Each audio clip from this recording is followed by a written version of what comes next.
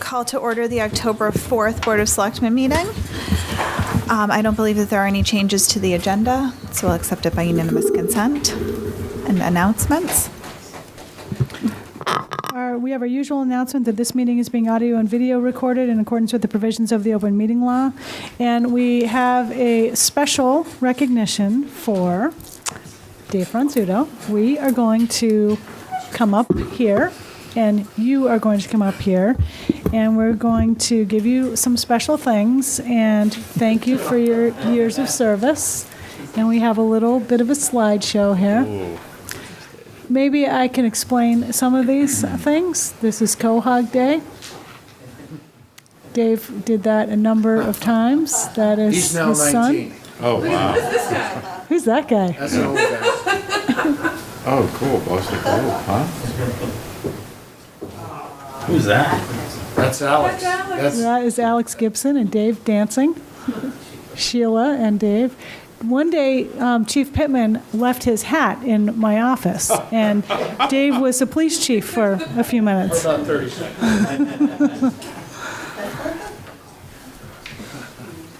That was right after a storm. I'm looking a little tired. Okay, so we're going to come up.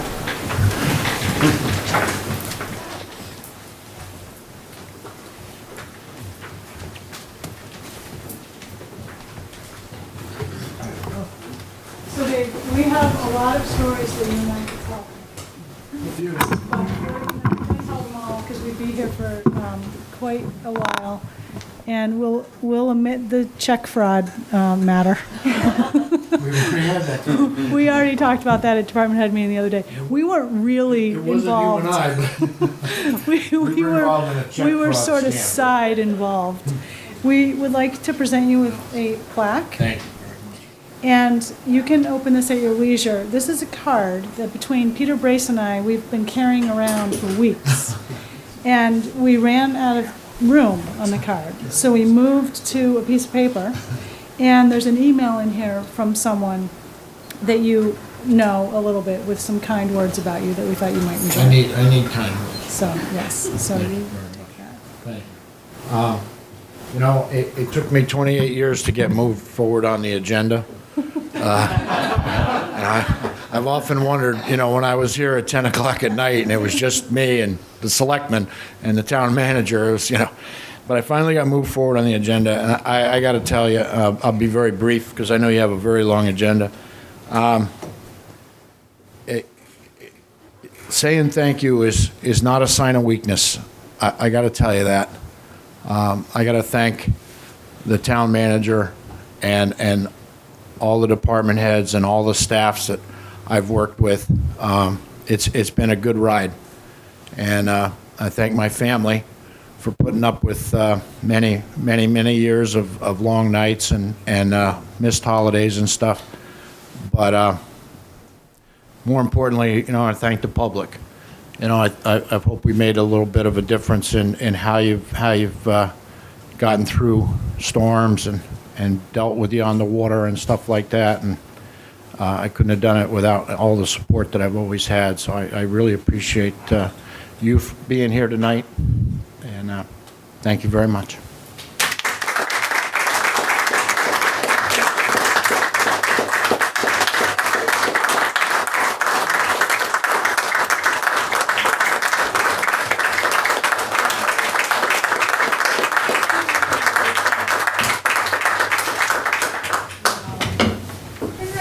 A lot thinner and I had a lot more hair when I started the show. you guys are a couple of them.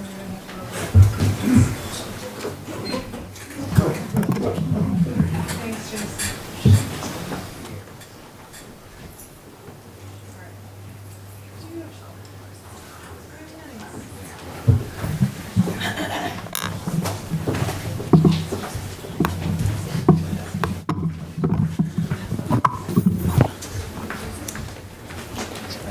Appreciate it. I did do that. Fantastic. Thank you very much, everybody, and Dave. And also, it's not over for Dave yet. There's more to come. There's a drop-in for the public coffee next Friday, October 13th, from 10 to 12, up here in the second floor of this building. And there's a retirement party. You know about that, right? Okay. I don't want to blow the surprise, but there is also a retirement party on Tuesday, October 17th. Thank you again, Dave. David Gray, is he here? I guess he's not. He was going to be giving us a weekly update about the Harbor Shimo Plus Area Sewer Extension Project, and I think right now they are still in the Vesper Lane, McLean Lane, and Tashima Lane area, and we'll be there for another week or two.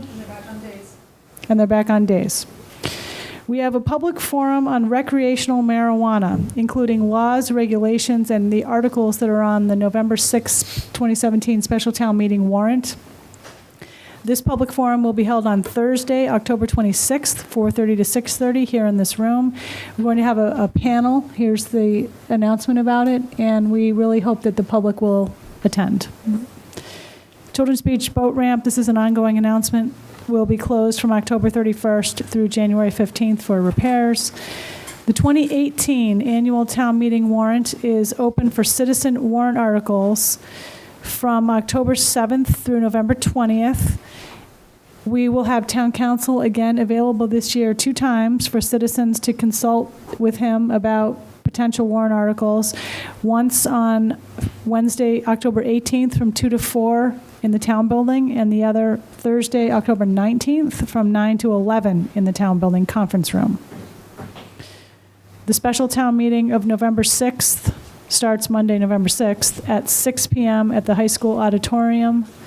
And there's a special voter registration deadline for that town meeting, which is Friday, October 27th at 8 p.m. at Town Hall, Town Clerk's office. And I think that's it for announcements. Okay. This is the point where someone could make a public comment on anything that is not otherwise on our agenda. Are there any public comments this evening? Hearing none. I don't believe that there's any new business nothing I'm aware of. We'll move on to approval of minutes, warrants, and pending contracts. Did everybody get the last Yes. from today? Yep. So make a motion to approve the minutes, including the minutes of the joint Capcom, FinCom, and Board of Selectmen meeting. All those in favor? Aye. Any opposed? Motion carries unanimously. And we have the payroll warrants and treasury warrants.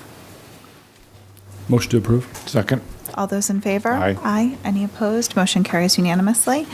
Pending contracts, I don't think that there was anything that needed comment, but if there's any questions? Motion? Second. All those in favor? Aye. Any opposed? Motion carries unanimously. Okay, consent items, we have some gifts.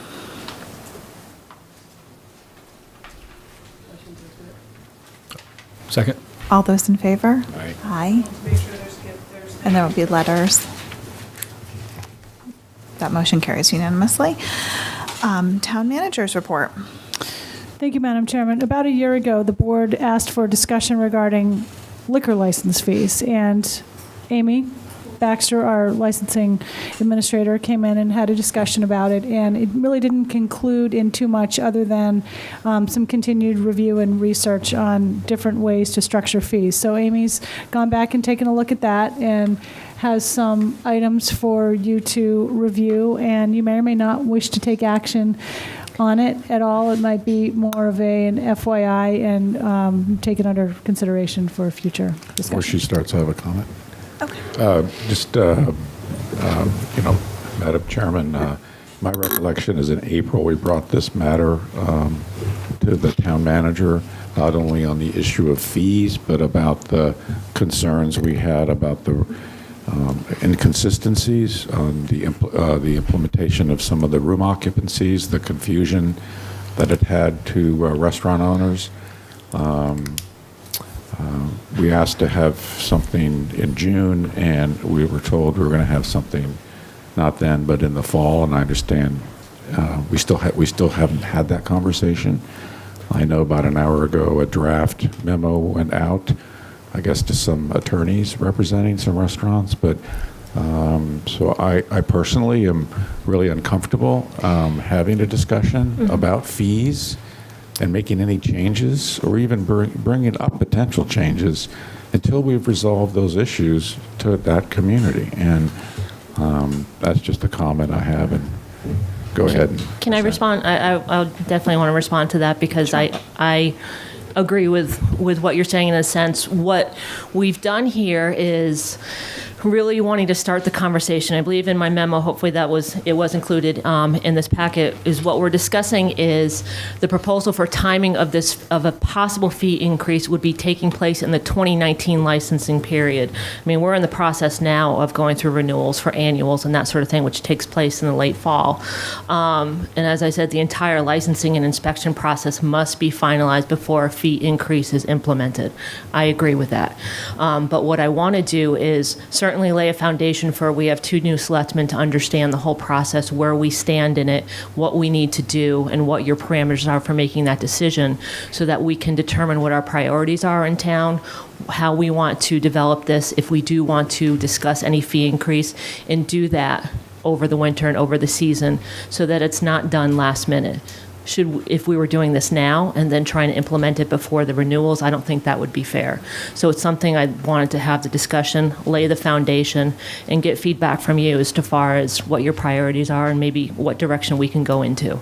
So I completely understand where you're coming from, and that is being worked on, and that absolutely needs to be worked out before we discuss making a decision on increasing. And I Which just we- have a difference on the timing. To me, that should have been done. We've been asking for it.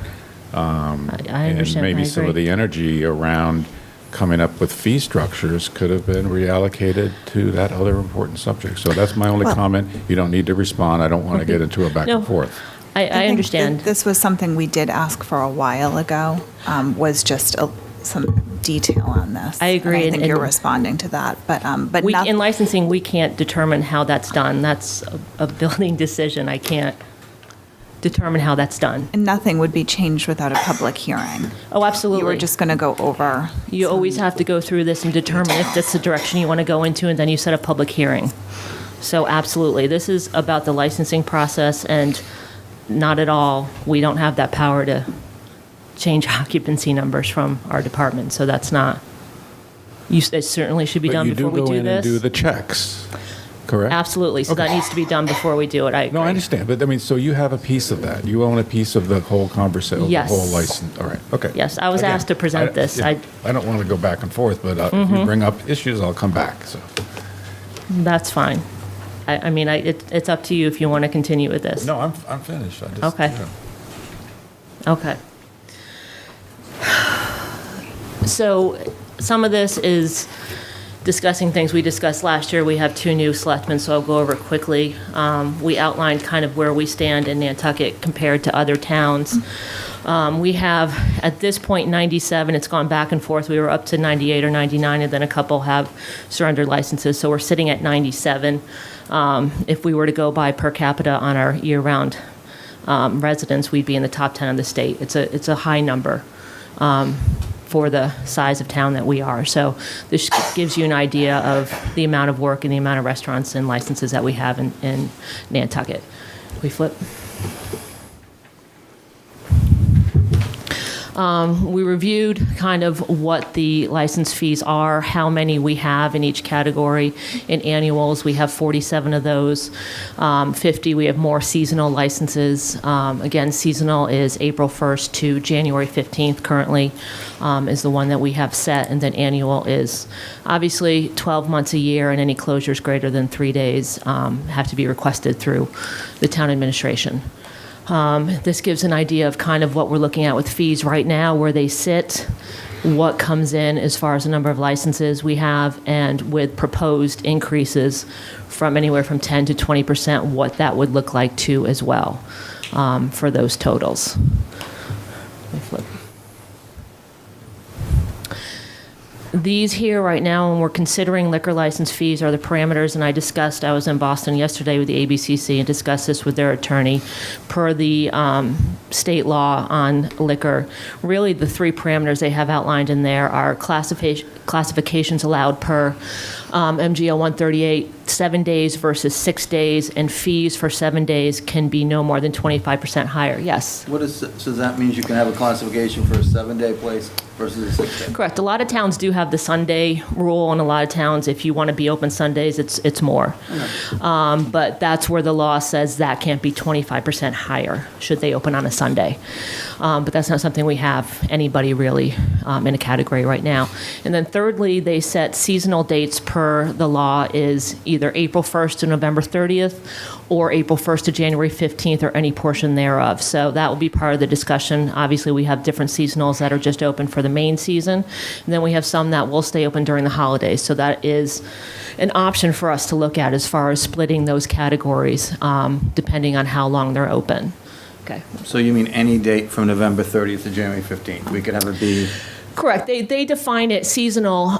There's winter seasonal for Berkshires only, and then for the rest, April 1st is always the earliest date. You can have one that's just April 1st to November 30th. Gotcha. And then one April 1st to January 15th for those others that will stay open for stroll Can you and do afterwards. April or any portion thereof? Portion thereof of those two. Can I go? You could do January 1st. Could you do December 30th? You could do Correct. everything in there. Correct. But it Yes. has to be fair. It has to be the same. Correct. Okay. It's kind of an option you can look at as we go through because we have those two different types of seasonals, summer only, and then those that will open for the holidays that you might want to encourage for that. So basically, when we look at this, and we'll start to look at some other towns too and how they base their fees, basically there are these just three structures.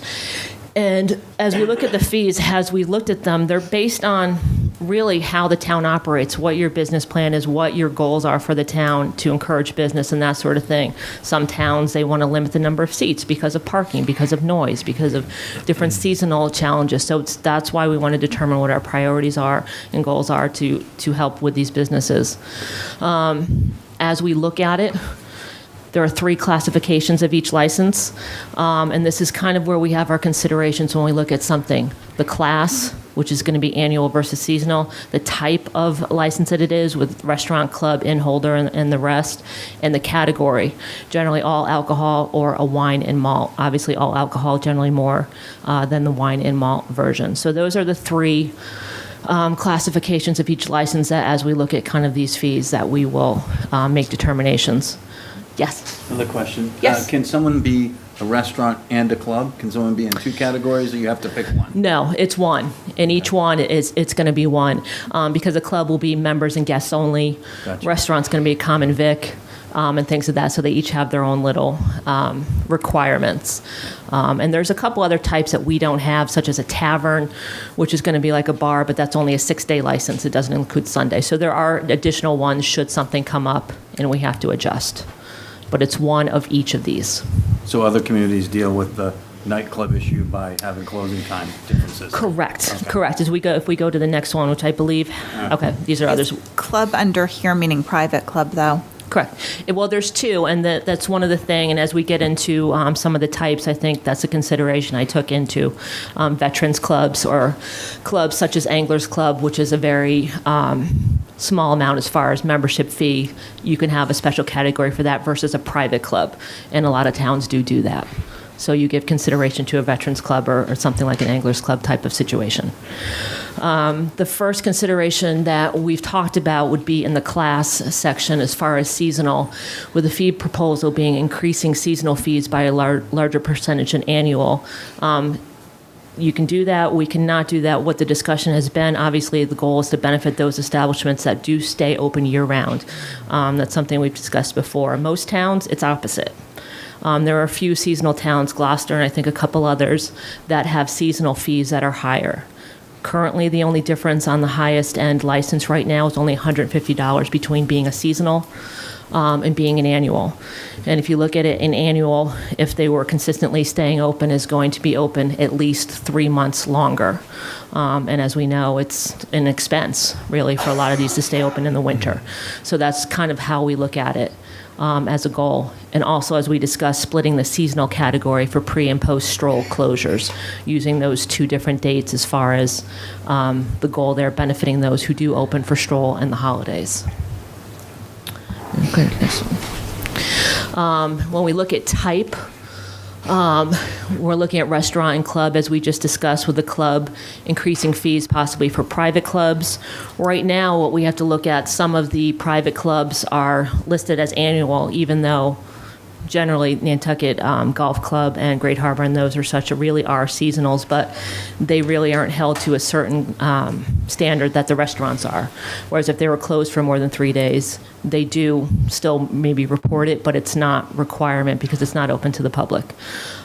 So that's also splitting the category into veterans clubs and private clubs, benefiting veterans clubs such as going to be the VFW, American Legion, and Anglers Club type of clubs. That's an option too as well. With the restaurant, which we've also discussed too, is increasing fees for restaurants with multiple operations as we get into the nightclub situation. Several towns do this based on seats, and mostly closing time is how they start to, and their entertainment licenses is how they start to categorize this. Cambridge does this as well. They have 11 p.m., midnight, 1 a.m., and 2 a.m.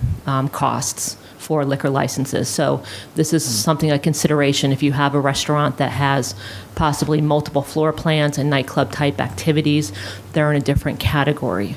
So once we, as we talked about, get through this process and we start identifying these restaurants by those setups, that is a consideration too as well. Okay, we're gonna do the next. Different type 2 is annual. Another discussion we've had over the past couple years is fees for extended closures.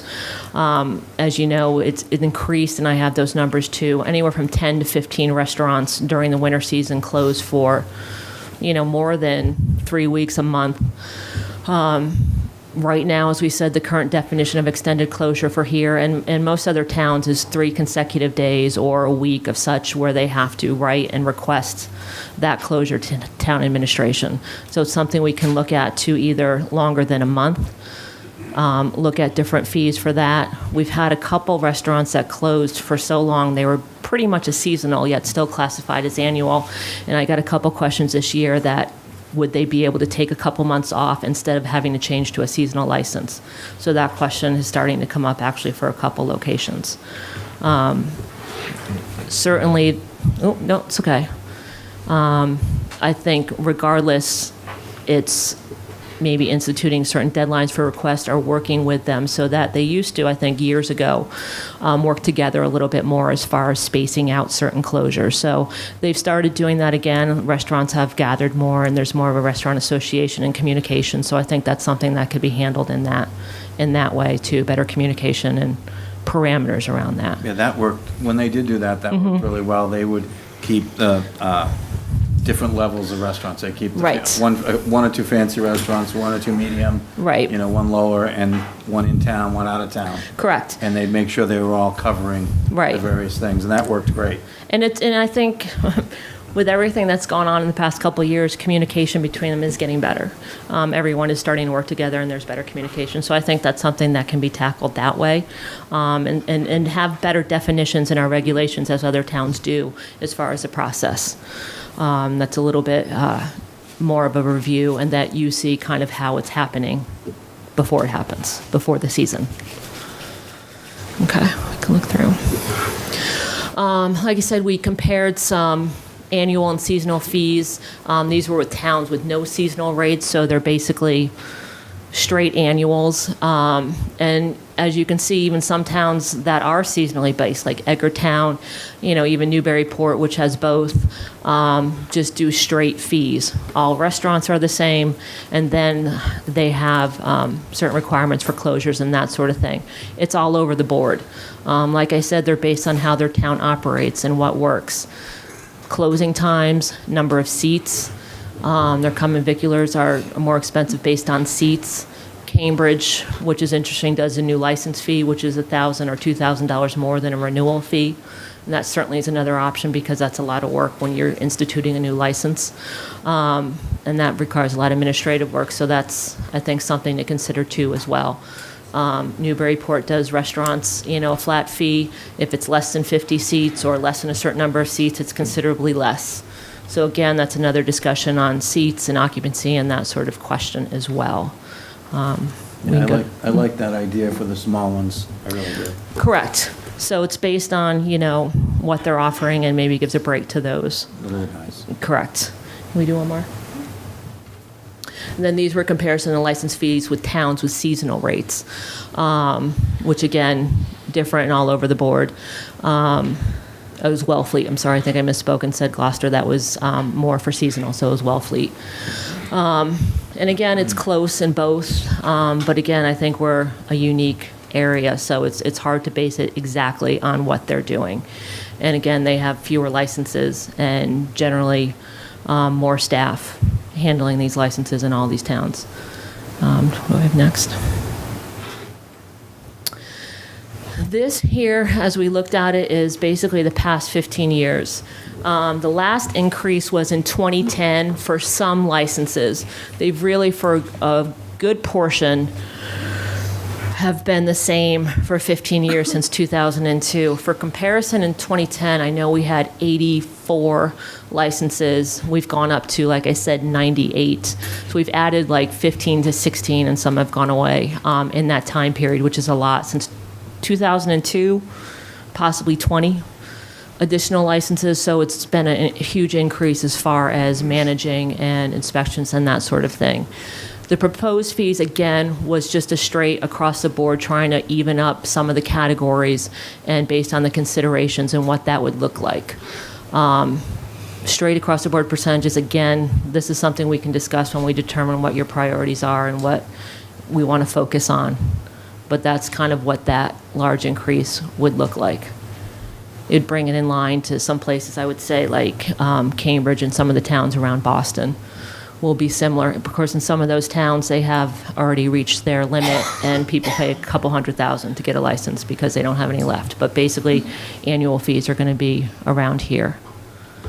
Any questions on that? I think it's similar to what we looked at last year. Do I have another page? Is that it? Yeah. Okay. So in our discussions with the state and with our attorney, as we start looking at this, like I said, there's only 3 small parameters to look at, but it shouldn't be obviously arbitrary. There should be things that we discuss, such as increased staffing over the past 15 years. We have added staff, increased, inspections. We've added technology into this, which we're building right now. Very expensive technology are things that are going to back up some of these fee increases to look at. So as we look at it, it would be something we'd run through council, but that has been the advice in that area. Would the technology make it easier for Yes. on the front end for the restaurants to apply, and so is there value there? Completely. We were the first ones in on the new EnerGov system, and we've put our entire database in there, and all the 15 years of archives so that everyone has access to it. So we were the first in. Eventually, within the next year, we hope that it's customer facing, that people can come in and help renew that way. What's helpful too is that when all the departments are online, we can possibly catch things ahead of time, make sure they're in compliance, and all things will be in one spot. So it's not silos we're working in, trying emails and making licensees run around to get their certain certificates. It would be something that would be online that we can process for them. So I think their ease is going to be a lot better as we get that up and running in the next year. So absolutely. Less for them. When you're looking at the increases and the percentages are they're all different, what did you base those? Correct. I think on the considerations such that we were looking to create more of a benefit for annuals. So the percentage there is going to be different. As we said, right now, $150 is almost negligible at that point. So if the goal was to encourage annuals, not to switch over to seasonals, it was a larger percentage, and brought it into line with some other towns as well, where in-holders, restaurants, and general on-premises are in a similar category. and bringing up some of the others, and bringing down or keeping pretty stagnant the VFW and those types of clubs as well. Anything else? I think if you're going to do the differentiation, or if we're going to consider a differentiation like that between annual and seasonal, we've got to deal with the closure, though. Correct. You can't purchase an annual and then close for 3 months. Correct. I agree with that, and I've certainly looked at other towns that do that. And what my suggestion is in this process, and we've been talking about this for a long time, is in 2010 is when the current, as we call it, Blue Book, Chapter 250 was implemented, which would be our local alcohol regulations. That needs to be tightened up in many areas. We need to better communicate as far as violations possibly, and that structure as we've gone through hearings, which I'd like to say in the past couple of years, we've averaged, 9 or 10 violations in the compliance checks, and this year we don't have any. We're not bringing anyone in for that because they were paying attention this year, so it was a good thing, a very good thing. There are different things like BYOB that's come up a lot, that, something that we don't have a specific regulation on that we should have. As we work on this occupancy and entertainment, that should be included as well. Safety regulations, tightening up that, requirements for managers. So as we work on this process, that should be all tightened up, and that goes along with regulations. If we do that, then we can build fees and increases on that. And I think that's most important, and that's why we want to determine what our priorities are, the areas we want to work on, and what our goals are to help these restaurants, and then we can build what our recommendation is. And that was the point in this, is to start to have that conversation. So if there's any direction, or you'd like me to come back or work on those regulations, we can do that and hopefully have this all tightened up before we hit next season. Any other? I have just a question, Yeah. not necessarily to the rates, but are there any other towns that have caps on their liquor licenses? Yes, as far as the, I'm missing the word right now. We have, can't think of the word. Caps, yes, I'm thinking of another word. Quota. Quota, thank you. Yes, there are. Boston has hit their quota in certain categories, like I said, and people are buying licenses for $500,000 because they won't issue new ones. We're close to a quota on package stores for seasonal. It's based on per 5,000 of residents, depending on what we determine our seasonal population is. And straight from the state said, you want to limit it, determine what your seasonal population is that's going to fit that. But it's up to us, too, if we feel we're at a limit and need to do that. But other things, we're not near a quota. So it determines, the board can determine that it's met a level. Because we certainly have a couple new ones that I know that have talked to me already that are coming up. So it's going to be a couple new ones.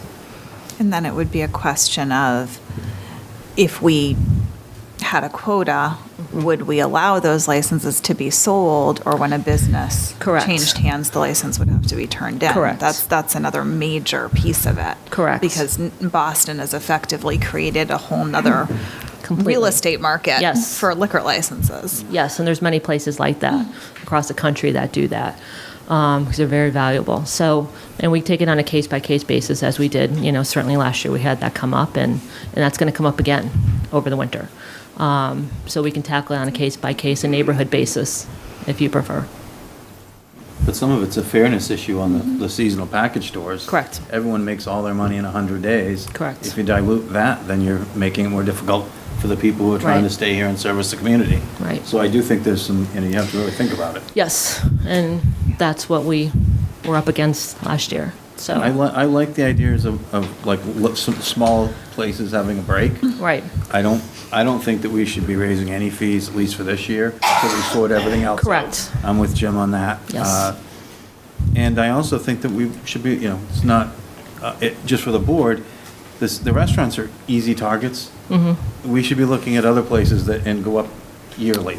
I mean, I think that the restaurant, they're easy targets, there's a lot of rules that Right. have to be followed, and Correct. so I would like, every time we do this, every year we talk about it, I always say that, and, what else are we gonna go after? It doesn't always have to be the same. other licenses. Yeah, don't gore the same ox every Or time, Right. licenses and permits. And permits We and- talked earlier about, instead of doing these big increases every 5, 10, however many Correct. years, maybe we should just think about a policy where the fees on everything get raised a very small amount every year. Correct. And then it just kind of, it Cost of living. happens. Yeah. Yeah, and there's certain 3% up a year, Right. 5% up a year, something like that. We're certainly, and one other fee, and I didn't bring this up here, but as far as, they call them filing fees, application fees, most towns for liquor and things of that sort, because it takes, we spend days sometimes on some of these, it's averages around $100. Ours is $20. For last fiscal year, I think I was here or had applications before you for licensing 57, at least 50, no, I'm sorry, 99 times. So it's a lot of applications and it's a lot of staff time and things of that sort. So that's certainly another area we can look at. Certain restaurants are going to, it's more frequency, change of manager, alteration of premises, different things of that sort, different categories. So What that's does- another way. What does Cambridge charge for that? You said they did that? I think the one I was speaking about with Cambridge is, and their filing fee is definitely a new lot more. license fee. New license fee. So someone comes in brand new, it's maybe $1,000 to $2,000 more. Yeah. And they have caps in a lot of their neighborhoods as far as number of seats. They are very strict on occupancies there. So other that's thing- an option for Yeah, sure. The other thing I like is I like giving lower fees to people who close at 10 or 11 and higher fees Correct. to people who are staying till 1 in the morning. And that's how we can deal with that nightclub issue rather than occupancy or floor plans. It's going to be that sort of situation, and that's frequent. Yeah. Correct. Amy, I'd be for increasing for 2019 Correct. if we really talk through the why part of it. So the restaurants understood why, the public knew, we I agree. understood, and not just like what you said, Matt, just kind of dinging the easy liquor license restaurants because we can do the math really quick. Right. Understanding what the extra $30,000, $40,000 or $50,000, what does it go to for Agreed. next year, and then also how it connects with entertainment licenses. Which is, I know we don't talk about that tonight, Correct. but it is connected. and It completely, yes, I agree. And in most towns, it is connected, and we really don't have an entertainment policy such that goes over some of these things, and safety issues and noise issues and whatever those issues are. They need to be tied together. And again, if we can tighten those up, it's going to be easier for us to build what we need to do here. And that would be my suggestion is how we move forward. And again, definitely 2019, I'm not at all looking to do that for this coming season. I'm already into it. So, yeah, not at all. We have a lot of work to do this year. But now's the time of the winter to start preparing talk for about it. next year's Exactly. entertainment and liquor. Exactly, and it gives people time to comment on it and give us feedback, so that's fine.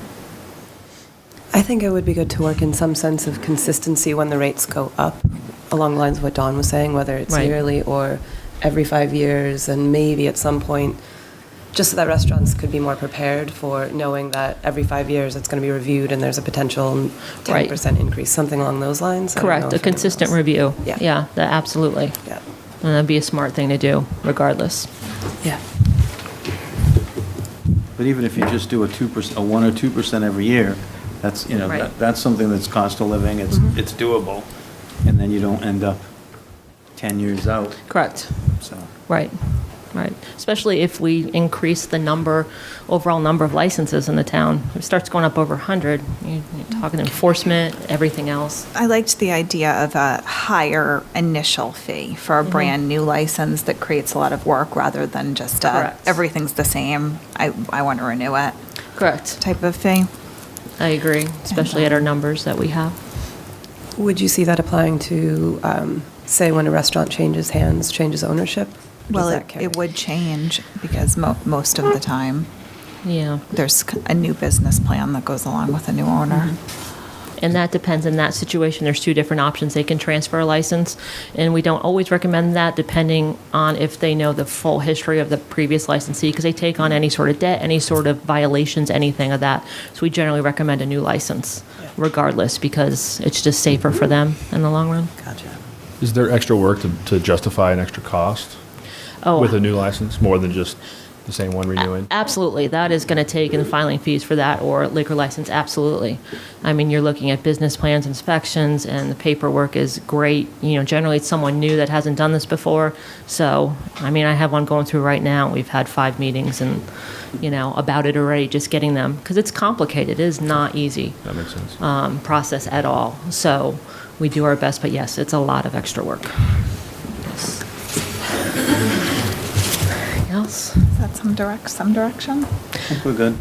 We're good. So I will work on those, and especially tightening up our regulations, and I can bring those back and present those this fall too as well, and go from there. Yes. It would be helpful for me, and maybe others, if you had, because you referenced a lot of, well, we took this into account, we took that into account, we looked at what they had. If you had just a list of, because you had really some good things Right. that you used for input, if you just write those down as a list, Okay. because that would Yeah. be a kind of like a criteria that if we said, well, we like 8 of those, Right. we don't like 9, or so just rather than kind of onesie, twosies here, I Sure. can't keep track of that Yeah. complexity, but it'd Yeah. be helpful for me. Okay. Thank you. Yeah, no, absolutely.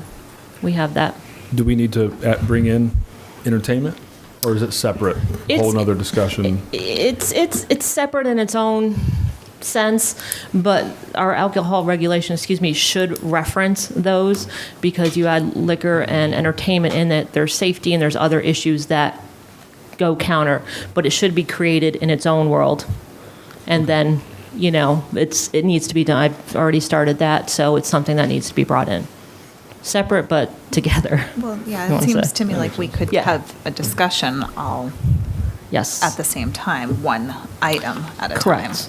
And we're going to work out this occupancy thing. That needs to be done first, and then we can bring in that entertainment, because that's a crucial part of that discussion. Yes, it is. Thank you so much. Okay, thank you. Thanks, Amy.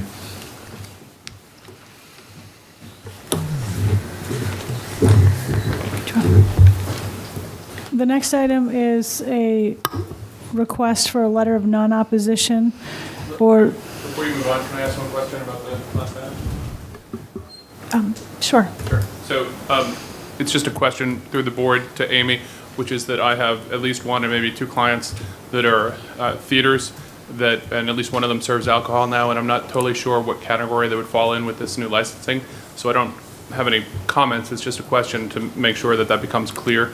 And maybe it is to Amy, but it's not to me. So if we could just make sure that as this proceeds, that category is in there. Is that the general on-premise? Well, If you were asking us a question. Sure. Amy, it was about the theater. Is that a general on-premise license? Yeah. Yes, the theater is general on premise. That is going to be something without a common vicular license. Okay. So it's just a general serving, pouring license. Great, thank you. Okay. So Steve, are you suggesting those be the most expensive licenses? I certainly am not, yeah. Okay, just checking. And I don't have any comments on the details. I just wanted to make sure it was included in the mix. Thanks. Did you have a question on that same issue? We're not really having a public hearing, so. I know that. I just But wanted go ahead. to make a comment that I think the 2 most, my name's John O'Connor, once and future restaurateur perhaps. I think the 2 most important things I heard tonight, the fees are cost of doing business, but I think that the number of liquor licenses, as I recall in 1986, we got a home rule petition to give you 5 people the discretion to determine how many liquor licenses there are for the benefit of our community, and I think 97 is way too many.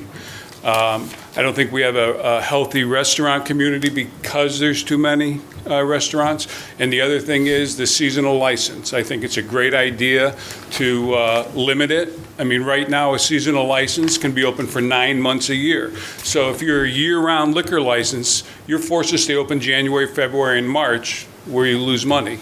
And if you shorten the 9-month license to something more reasonable, it gives the year-round liquor licenses an opportunity to make some money to survive the winter. So those are my 2 statements. You guys, you distinguished board have to determine a number that everybody could live with. And we have to put a cap on the liquor licenses somewhere. I personally think we should have a reduction through attrition, and I love the idea of shortening the 9-month season. Thank you for Thanks, indulging John. me. the next item is a request from an establishment, the Green Lady Dispensary, for a letter of non-opposition or support, that's the legal term, to the Mass Department of Public Health regarding the location of a registered medical marijuana dispensary at 11 Amelia Drive. This is a necessary step in their process to get licensed. And we have had town council work with them on a proposed host community benefit agreement. And I think there are some standard requirements in the law now for what can be in the agreement. And I think if the board is going down the road of either the letter of non-opposition or the letter of support, that the group has agreed to the benefit agreement. That's correct. Good evening, Madam Chair, members of the board, Manager Gibson. Michael Wilson, attorney on behalf of the principals of the Green Lady Dispensary. It's Nicole and Rupert Campbell. And I have with me tonight Attorney Adam Fine, and he is handling the state process for the licensure. What they're asking for the board to consider is approving their request for either a letter of support or the sample that you have on the display here, a letter of non-opposition for the proposed location to operate what the town is calling a medical marijuana treatment center, what the state's referring to as a medical marijuana dispensary. It is only proposed, and we are only asking for you to consider the medical marijuana dispensary letter of non-opposition. The address, the proposed location is 11 Amelia Drive. Some of you may have read in the recent newspaper, one of our beloved local dentists has decided to retire. So it's the location where there is presently and has been operated for many years a dentist office. Through this process, which we've taken a few months to work with the town, I'm happy to report that with town council, we've worked collaboratively to come up, as Manager Gibson has said, with a mutually beneficial community host benefit agreement, an economic benefit to the town provided by your facility that's operational. There were two requested points that I think were still in question, and having spoken with town council, we've cleared up the fact that it is all in agreement with what has been proposed and what the Green Lady Dispensary agrees to do. We also worked with the planning department. I think it's a fair assessment to say that they believe the location, which is within eyesight of this building, of the public safety complex, is consistent with the long-term planning for the town. There are a number of benefits that I think were pointed out and could be potentially realized in the future for the 11 Amelia Drive location and its proximity to our town parking lot and our town public safety complex. We've worked with Chief Pittman, and I believe it's fair to say that we've developed a mutually beneficial and agreed upon security protocol and procedure. Four very important points that Chief brought up with the original draft, which were all contemplated, negotiated, and agreed and accepted. So I think the Chief will speak to that, but we have come to a very workable security protocol and procedure. I know there's a lot of discussion, and we had the initial presentation about the recreational regulations and the moratorium. This proposed location does sit within the CN zone. It is the zone that our town has already zoned, and that has certain ramifications for where you can and where you can't, and proximity to other types of uses. This location fits that. It's a location that we think, if the board considers, you would consider it favorably. I'll let Adam speak to the state regulations on that. I can also point out that the property is under agreement, so there is a contract for this purchase to occur. It's to occur at the end of the year, at the end of 2017. We have a PowerPoint presentation that I think may address or spur on a lot of questions, and Adam's going to author or guide you through that, but if there's any... Yeah, I don't know if it's possible to have the PowerPoint loaded. Fantastic. Thank you. Ready to go? I think we'll hand it off to the principal, Nicole, to kind of introduce herself. Nicole, You want to go? right here. Okay. Hi, good evening, how are you? I've actually been looking forward to coming before you and telling you a little bit about ourselves. But excuse me, I'm not good at public speaking, so I don't do it often. To tell you a little bit about the Green Lady, I wanted to let you know a little bit about myself and my husband, Rupert, and how we got involved in this unusual industry, and how we can help with the medical needs of patients on Nantucket. we own another family business, Rupert and myself and my mother, and she's also involved in this, so it's a true family business. And what we do is we manufacture specialty fertilizers, micronutrients, organics, and biological fungicides that that we sell across the country to different industries, vegetable growers, citrus growers, golf courses. And most recently, several years ago, we got involved in making a product line for the legal cannabis market. I had the opportunity to travel to states like Colorado and Oregon to learn from cultivators there, to meet with companies who make marijuana-infused products for sale, and of course to visit dispensaries. We had a lot of learning experiences talking to patients of marijuana, of legal cannabis, and the good results that it had for them, very touching stories that moved us deeply about how it benefited them. And just to let you know, we have a long history with Nantucket. It means a lot to our family. We were actually married here 21 years ago at Brant Point Lighthouse on the 4th of July, and we haven't missed a 4th of July up here since. We also purchased a home in Surfside, and we come up here as much as we can, and we enjoy it very much. And we respect the community and all the parts of it, and we think that we understand it and can blend in a way that all of you will be very happy with, so that a year from now or 2 or 5 years from now, we can all look back on this and say it went well.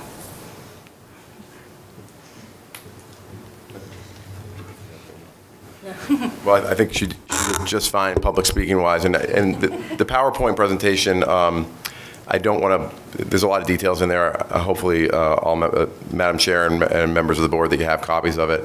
I'm happy to, we'll try and move relatively quickly. I want to talk about some of the more compliance pieces, but more about I don't believe we don't have copies. Oh, you don't? Okay, I do have some extra copies. I'm going to apologize. It came in late Monday afternoon, and then I was in training all day yesterday, and I'd forgotten to load it up today. Do you have copies? Yeah, with your indulgence, I do That have would be 5 great. copies here.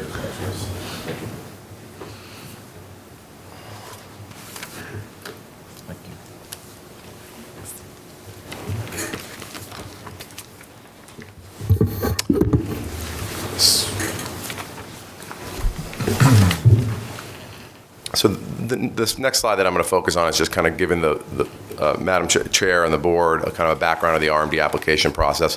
RMD in the Commonwealth stands for Registered Marijuana Dispensary. It is referring only to medical.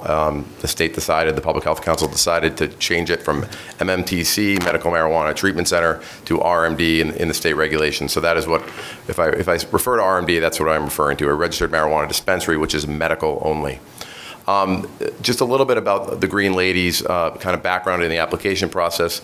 They have, to their credit, moved very quickly through the state application process. And this, there is one typo on there, but they started in June of 2017 with what's called Phase 1. That is the application of intent phase.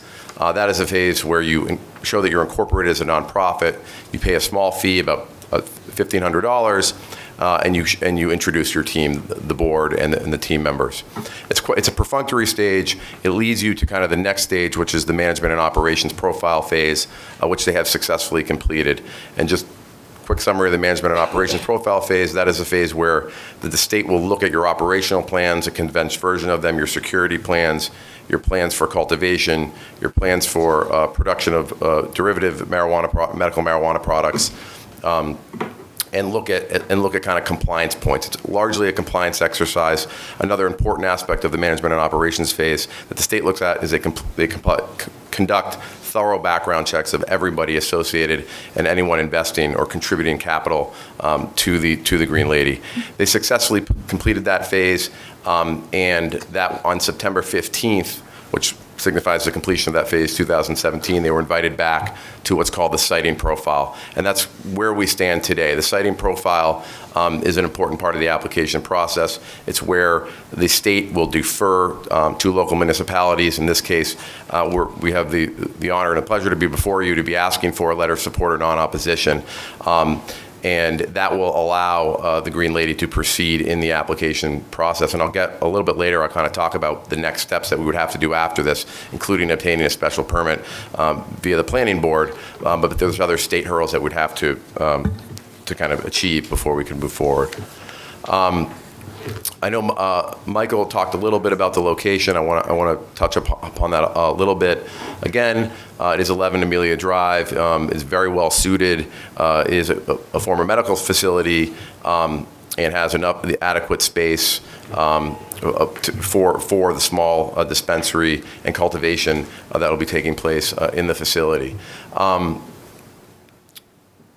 We will have to go, but this is the first stage of the local process. The local process typically should be a community engagement process whereby we are earning the trust of the community and going through the process and being as transparent as possible, and that's absolutely what we've been doing and will continue to do. A couple of things we want to point out about this group in particular. Nicole and Rupert are very committed to a environmentally friendly facility consistent with kind of the virtues of Nantucket. That would include LED lighting, installation of solar panels to offset electric consumption, which is expensive on the island, and then recycling of water. So these are just some things. And that's really kind of part of part of what they want to do is focus on environmentally kind of sustainable use in the medical marijuana space. Uniquely, they are the first, if they're fortunate enough to get a letter here today and proceed in the state process, will be the first minority and women-owned dispensary in the Commonwealth of Massachusetts. This is an issue that's kind of facing the marijuana industry nationally, which is a lack of diversity, a lack of women ownership. We do have another woman-owned dispensary, but not minority-owned in the Commonwealth to date. So this would be the first of its kind, and just kind of makes them unique. A couple issues about zoning. This isn't the correct zone.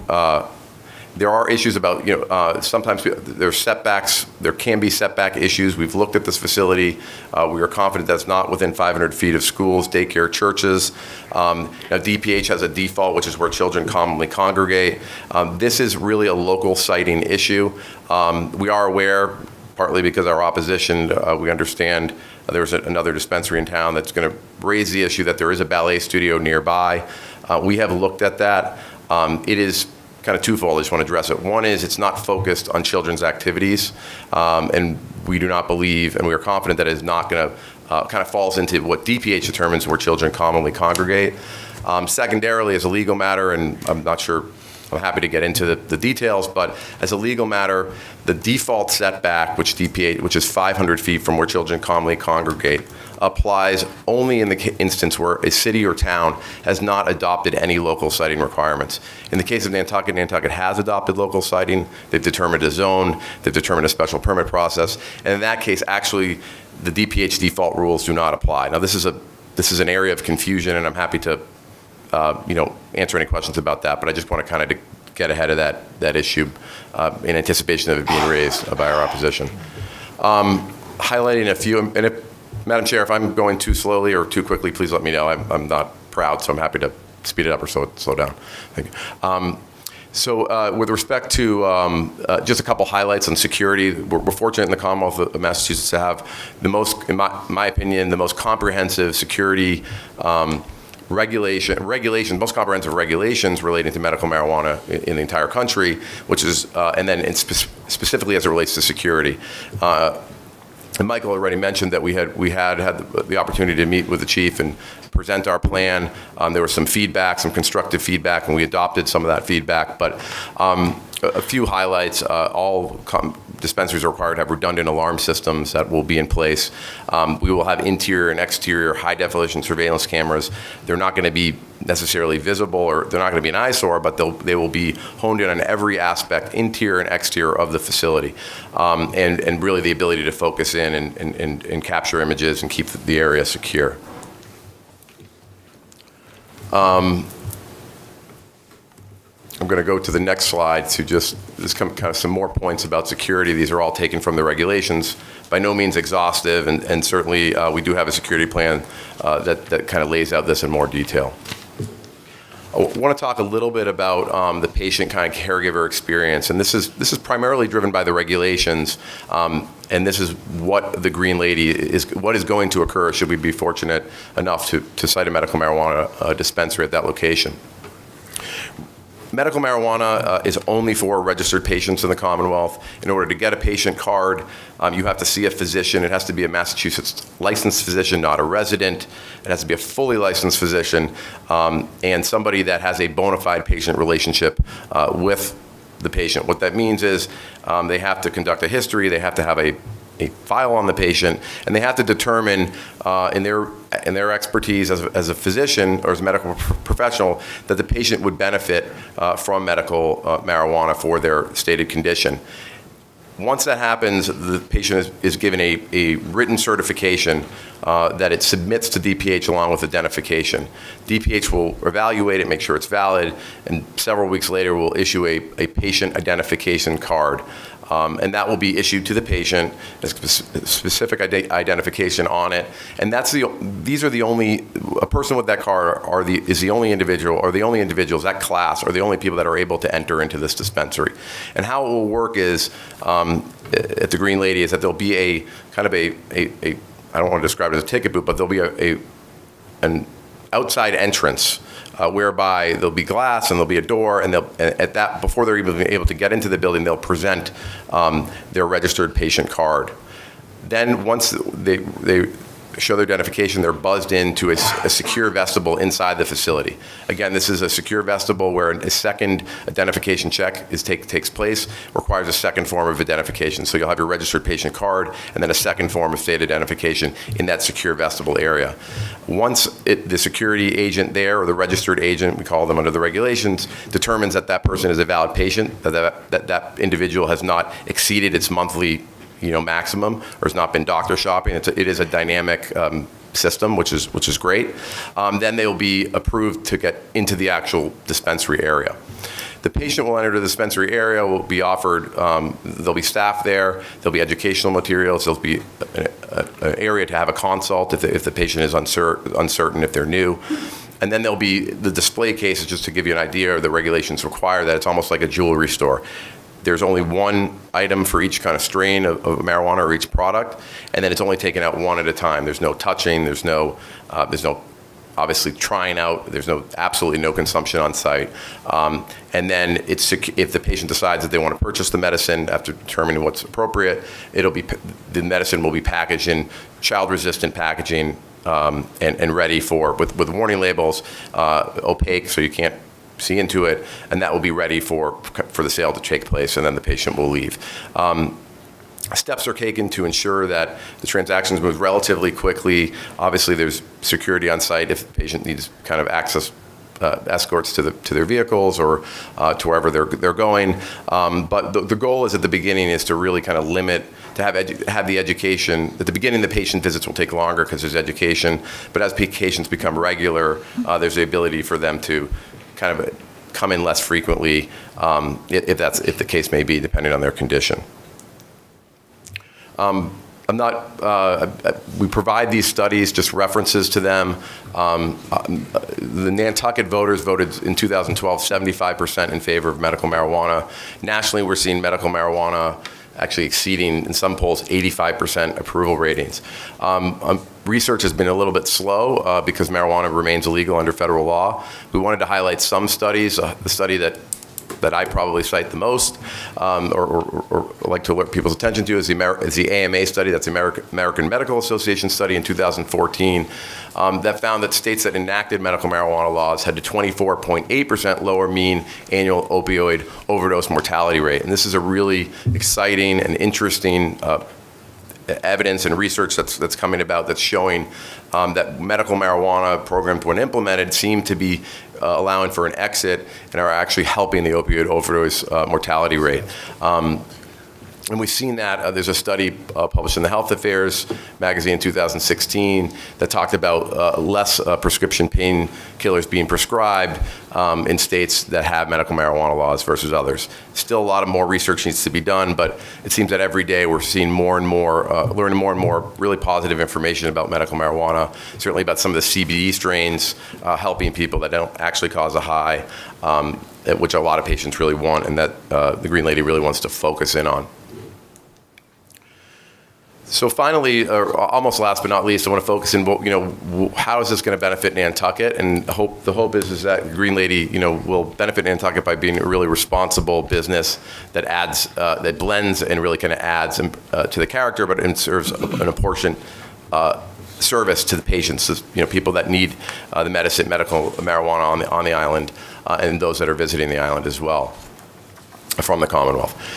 We have wanted to put the best foot forward, and we put forward, the Green Lady put forward the maximum that allowable community host benefit to the town that we could under state law. And there was the new law that just passed capped community host benefit agreements at 3% of gross. This was very generous even before it, but this is the absolute maximum. We wanted to put that forward, and that's exactly what we did. We also included an immediate payment of $50,000 for improvements to the municipal parking lot.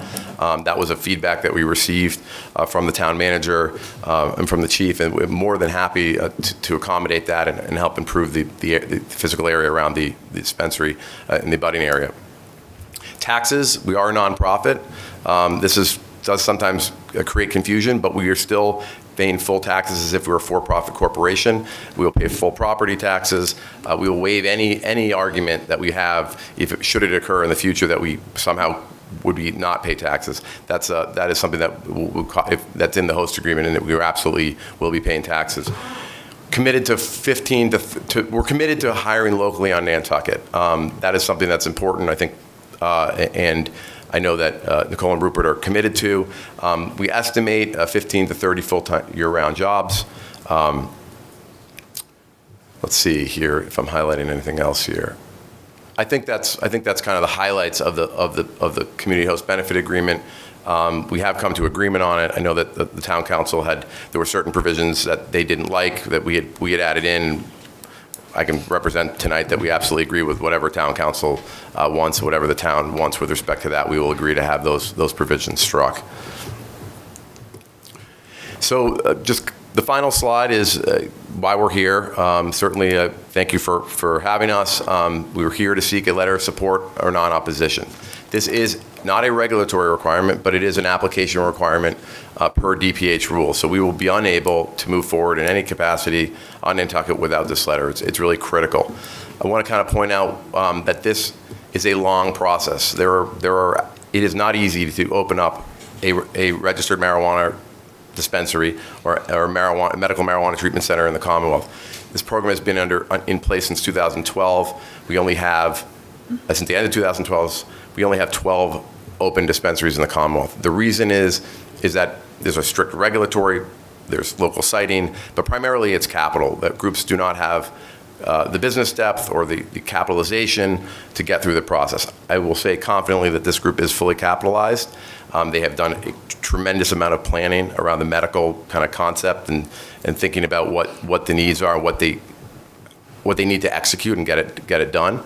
And I think it's kind of evidenced by how quickly they've moved through the state process, which is really quite remarkable. So they're fully capitalized. But I just want to wind up my long-windedness with just a few things of the next steps. So should we be fortunate enough to get their letter of support or non-opposition tonight, we'd have to submit a siting profile that would be reviewed by the state, and then we would wait for a provisional certification of registration. Provisional certificate of registration is not full licensure, it's not licensed. It doesn't really mean much other than it means that we can proceed in the process. At that point, we're in what DPH is called the inspectional phase. We'd have to submit architectural review plans. We'd have to start the local process in terms of special permit. So we'd have to appear before the special permit granting authority in Nantucket and obtain a special permit for the use. We'd have to build out the location and pass several DPH inspection points. And only then have we successfully achieved all of that, would we obtain what's called a final certificate of registration. Final certificate of registration would allow for the beginning of the cultivation process. It's not approval to sell. Then we'd have several inspections by the department. If the local police or anybody in the town wanted to inspect as well, we'd be subject to that. And only then would we be at that stage, DPH approves it, the health department in Nantucket approves it, we would be able to open up for sales to patients. So it is a long process. We're confident that we can get through it. We're collaboratively with the town and look forward to the opportunity to do it and give back, obviously, to the patients in the town. And with that, I'll wrap up, and unless Nicole or Rupert has anything else, happy to field any questions. Jen? I have a couple questions for Nicole. Thank you for coming tonight. Thank you. And can you tell me how many DPH registration cards have currently been issued to Nantucket residents? I think we know the number of the average statewide, of the population statewide. I'm speaking, as you done your business plan? So what assumptions have you made along those lines? We don't know and what- specifically Nantucket, but the Okay. state knows that what percentage? 40,000 so far in the state. 40,000 cards, registered cards in the state of Massachusetts. They don't tell you how many are on Nantucket, so I don't know that answer. Okay. Thank you. Yeah, I would-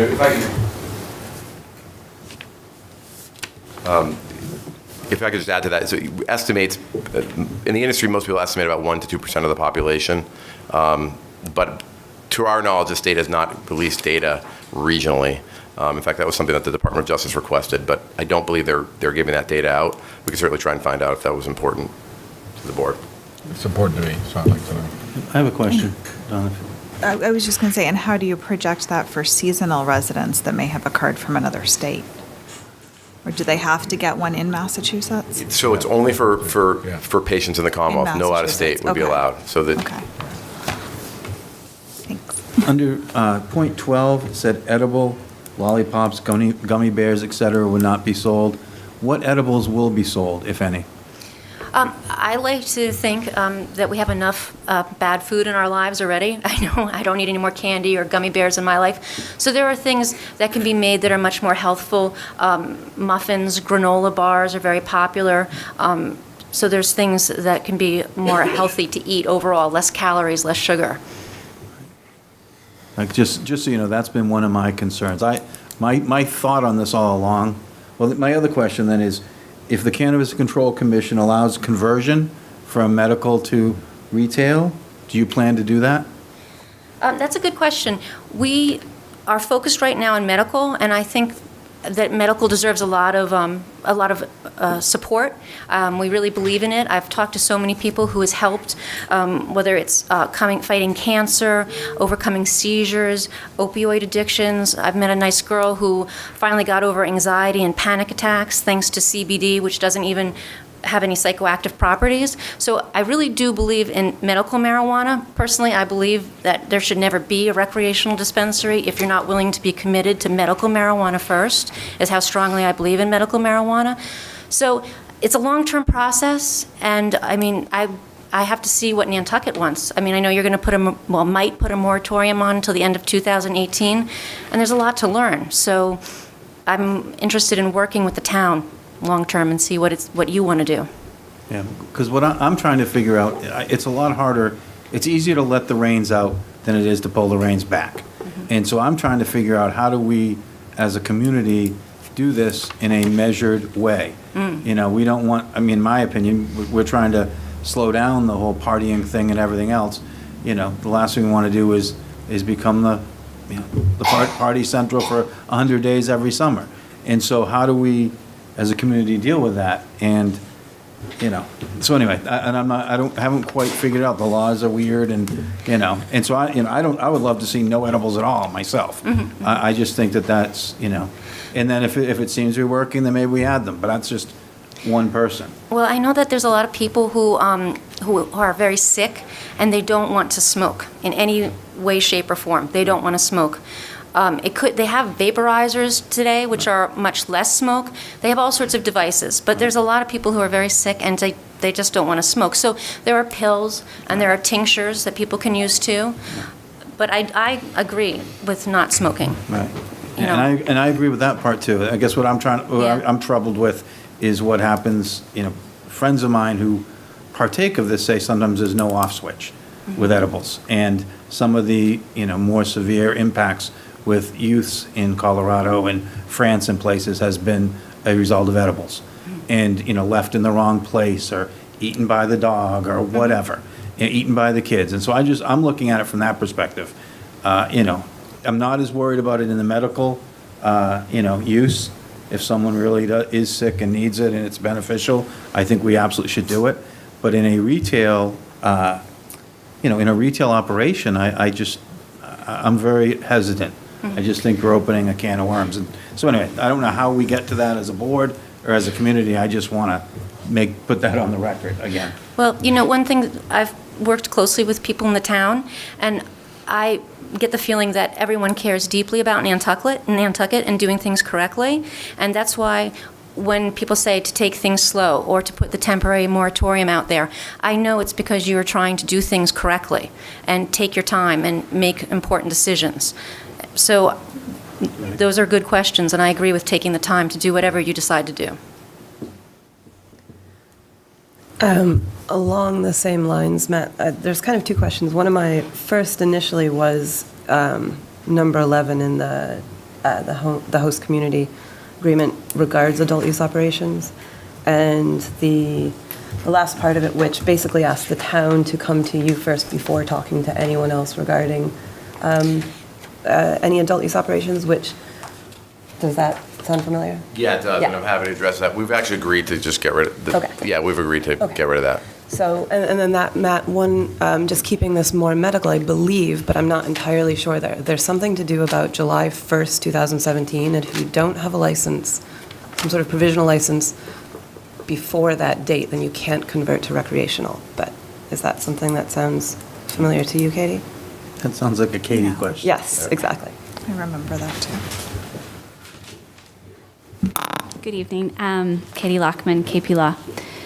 So there's language in the Act that addresses the situation you've described, which is anybody who has a provisional license as of July 1st of 2017. Any bylaw that is enacted with respect to recreational marijuana cannot preclude anybody who had those provisional licenses from applying for a conversion and getting licensed to do that. In this situation, this applicant does not have a provisional license as of that date, so that provision would not be applicable to the applications that's pending before you this evening. Do we have any on Nantucket who have received a provisional license prior to July 1st? Yes, you have one applicant. Okay, thank you. Katie, sorry. Yes. I know this is kind of a big question, but could the Cannabis Control Commission come out March 15th with different rules that could allow someone, could they change that date? Oh, if you had a provision, if you were registered by this date, could that be changed? Or is there already rules set in place where this situation like Green Lady could not convert into? So generally, regulations are consistent with the act that was passed, whether they're pursuant to. So I would imagine that if that date was going to change, that would require some legislative action. Again, as we've discussed before, there's a lot of big question marks hanging over the regulatory scheme that will be eventually enacted with respect to not just the recreational side of things, but things are also changing on the medical side of things, and the current procedures that are in place. Some of that may be up for further amendment, regulatory amendment down the road. But for right now, the regulatory scheme that's in place that these applicants are proceeding under is pursuant to Department of Public Health regulations that have been in place for some time. Are you satisfied with the host community agreement at this stage? Yes, so there were two provisions, I believe, that are highlighted in your copy. The indication from the applicant is that those can be stricken. I wasn't necessarily advising against them. It wasn't something I could authorize without you weighing in. If you have strong feelings on either one, certainly they were just further policy considerations that needed to be highlighted and brought to the board's attention from my perspective. Matt? I have another question.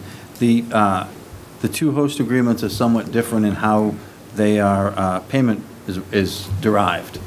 Is that because the laws changed between host agreement 1 to 2, or? So the payment procedure that was proposed by Green Lady, we didn't alter it to make it the same as what had been previously approved. We just submitted what they had proposed. It is consistent with the host community agreement provisions of the new act, which caps the community benefit payments to 3% of the gross revenue. So it is consistent with the state law on that, in that area. From a legal perspective, if one person has something that's different than the other person, is there any recourse one way or the other? Let's say, number one ends up being $20,000 a year and they're paying $50,000 a year. Does someone have a recourse against the town? So I believe there's language in the agreement that is before you this evening that basically provides that if the Green Lady, as an applicant, later enters into a host community agreement in another community that has more favorable terms than what they've negotiated with you this evening, there's a reopener clause that would allow you to reconsider the more favorable terms that they agreed to in another community. We have taken the language out. One of the provisions we're taking out is the one that goes the other way and requires you to give to reopen this agreement and give them a benefit equivalent to what you have negotiated with anyone who comes in the future. And we also have taken out any language that would require them to, or allow them to challenge this agreement based on what was approved prior to any other prior applicant. So it should stand on its own with respect to the terms. Does the first agreement stand on its own with respect to the terms, if they're both different? I'd have to look at that language again. I don't believe that there is. I think the financial terms in this agreement are more favorable to the town. So this is not something that, if you had negotiated terms that required less payment, then the reopener from the prior agreement may have been triggered. But because the financial terms, I believe, are. But you see my point. I just Yeah. want to make sure that we're consistent with both applicants and we don't Certainly. open the town up to anything. Yeah.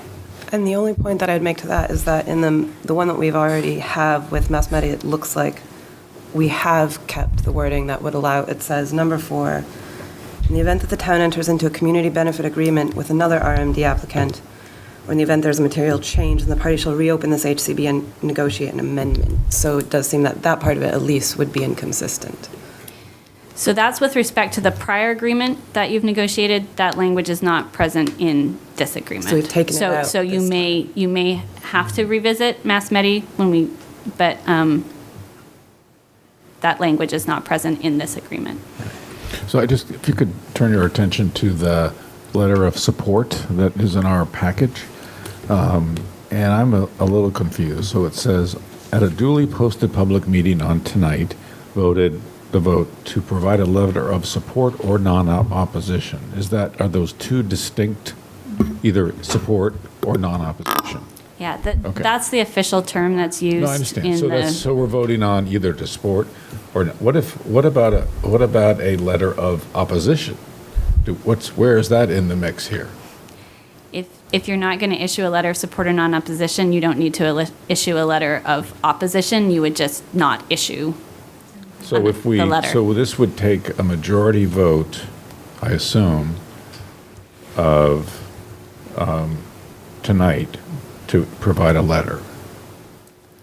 So that date, the date that's on there, if you voted tonight, then it would be. Assume we vote tonight. Yeah. We need a majority to send a letter of support or non-opposition.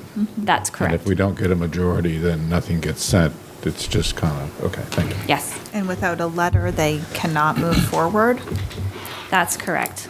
It's a requirement of the next licensing stage with the Department of Public Health, and failure to issue a letter would basically stop this application from proceeding.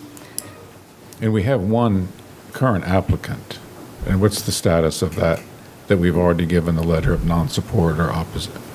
So that applicant received a provisional certificate of registration prior to that July 1st date. I believe it was in March. Okay. There's a date in March that for which DPH issued that applicant their provisional certificate. So we meet the requirement of having one medical For our county. per our county. Is that correct? Well, Yeah, so if I understand your question correctly, this was pursuant to the requirements of the Humanitarian Medical Act that required there to be one in every county? There have been so many changes. You're the expert. Yeah. My understanding was if we had one, we didn't have to have more than one. Right. Is that true or That not language has been repealed. So there's no longer a requirement that you have one. Okay. And there's no requirement that if we have one, we have to have another one. That's correct. Okay, thank you. And just having that license is enough. It's not actually up and running. Means that still counts as having one. So they have been issued the provisional certificate of registration. They're in the next phase of licensing in order to get their final registration. My understanding, and perhaps town administration can speak more to this, there's an issue of a location. I don't believe that the location they originally proposed is still available or something along those lines. Anyways, they have submitted some changes of location forms based on my review of documents at the state level, but I'm not involved enough to know exactly where things stand with them. I have one more question just about the letters of non-opposition. There is no time frame on them from the point of when we provide them to when you actually have to be up and running by. Is there any plan to do that, or if there's not? There's a timeline in which you need to have completed your application and obtained a provisional certificate of registration. Once that provisional certificate has been obtained, and if it's obtained in the time requirement set forth by DPH, there's not a specific timeline that then applies with respect to when you would receive your final certificate of registration. I don't believe once you have the provisional, there's language that allows that provisional to expire. Okay. One more I've got another question. What happens to either applicant if, well, the medical is going to be the medical. If we allow it, it happens. What happens if town meeting votes against, recreational? So let's say that we vote at town meeting and then we vote at the ballot box against recreational, retail. Mm-hmm. Are they out of luck? In terms of their ability to convert? To convert, yeah. Yes, if there's a full ban that is voted by the town, then the ability to convert goes away with respect to anybody that has the medical license. If you restrict or limit in some capacity, that provisional license that was issued to your prior applicant, that is still in play with respect to whether they can qualify under that conversion clause in the act. And so if you're going to allow one medical if you're going to allow one recreational, they may have the ability to apply for conversion. I just have a comment, and that's not related to anything legal, but I would just caution us as you review the medical marijuana studies. This bibliography is not in any way complete and really doesn't show the studies that have demonstrated a different perspective. Just speaking as one member of the Board of Health, we've had, because we don't really have that much of a role in this, but we've had some kind of casual conversations about it, and certainly a lot of questions in my mind personally about the medical efficacy of marijuana.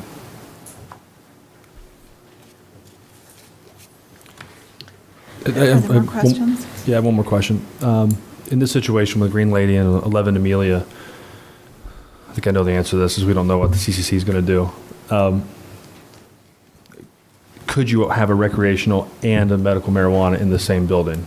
Is that an unknown?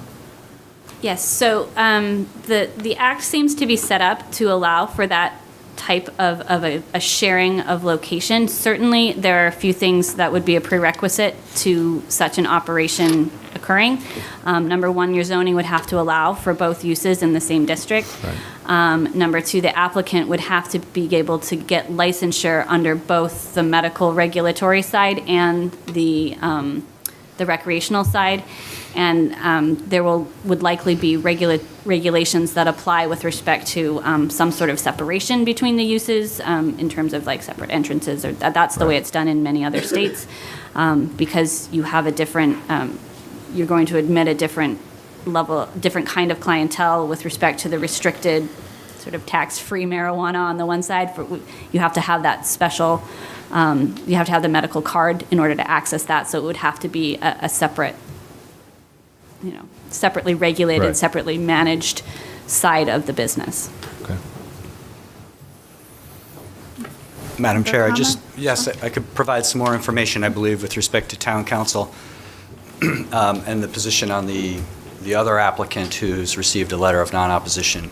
I know that the town, and I think Manager Gibson can confirm, the town's received a letter from the property owner, from council for the property owner of that last location, indicating that that location is no longer on the table, if you will. It's no longer a viable location. So I think what that triggers is a new site study. They have to come up with another location. So that would address what you had thought you had heard. I think that letter is with the application itself. And just to add on that, that would require that particular group, if they've lost site control, which is an important part, even though they have provisional licensure, for a change of location request with the department, it's $10,000. Then you have to appear before the select board and get a new letter of support or non-opposition, if the board's so inclined to issue it, for the new location.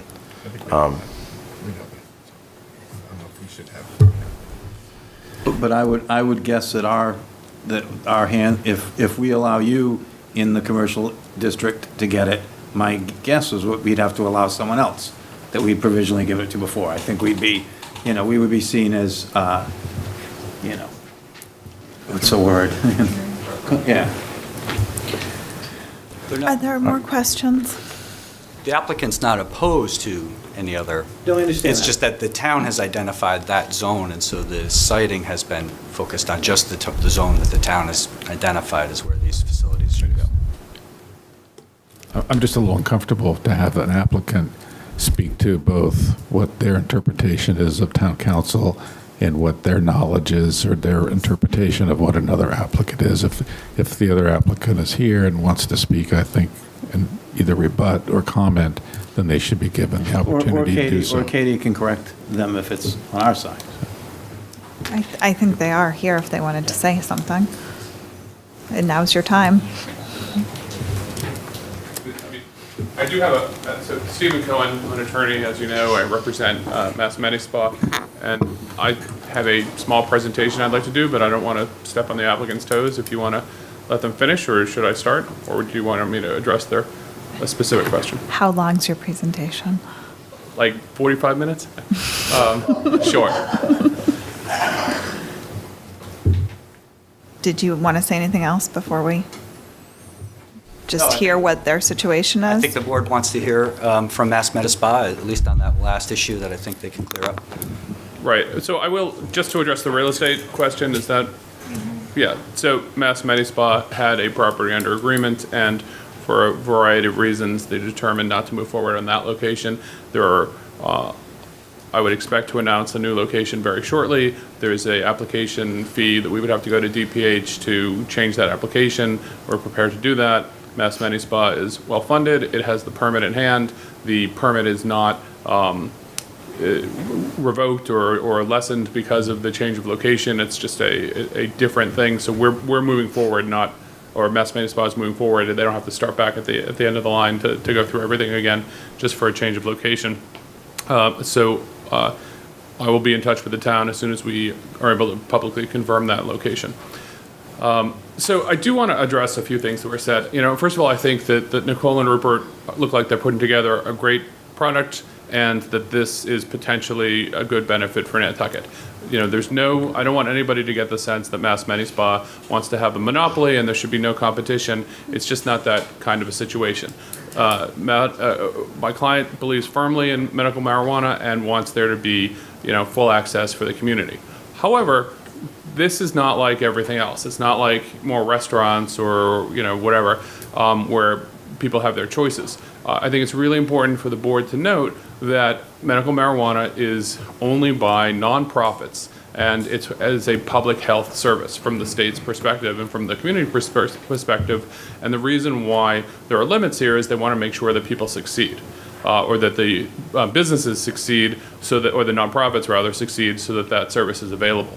And I think one thing the board needs to be aware of is that DPH estimates, as Mr. Fine said, that there's 1% to 2% of the population in an area that would have a license. So Nantucket's official population is something like 10 to 12,000, and if you use various things, you might even get to 18 or 20,000.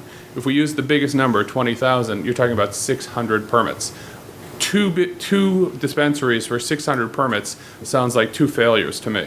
And I'm sure that you would agree that that's not enough permits. And in fact, you might recall as the permits for this facility were originally going through the original DPH process, there were no other applicants. There was one other applicant that didn't go through the process. And the reason why is that everybody looked at the numbers from Nantucket and said it doesn't make any sense, it's too expensive to be there, and there's not, DPH isn't producing enough of a market. And in fact, my client is only really moving forward because they have other permits, and by combining that scale of operations, they're predicting that they'll be able to make it work.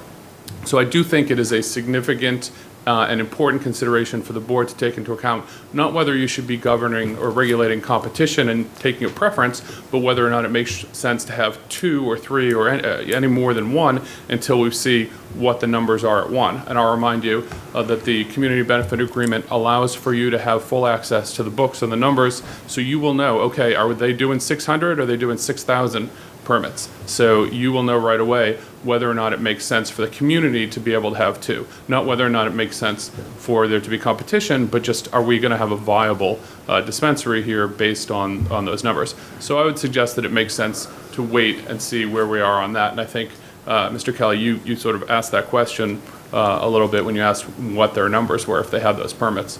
Is there enough, not enough business for 2, but enough public need for 2?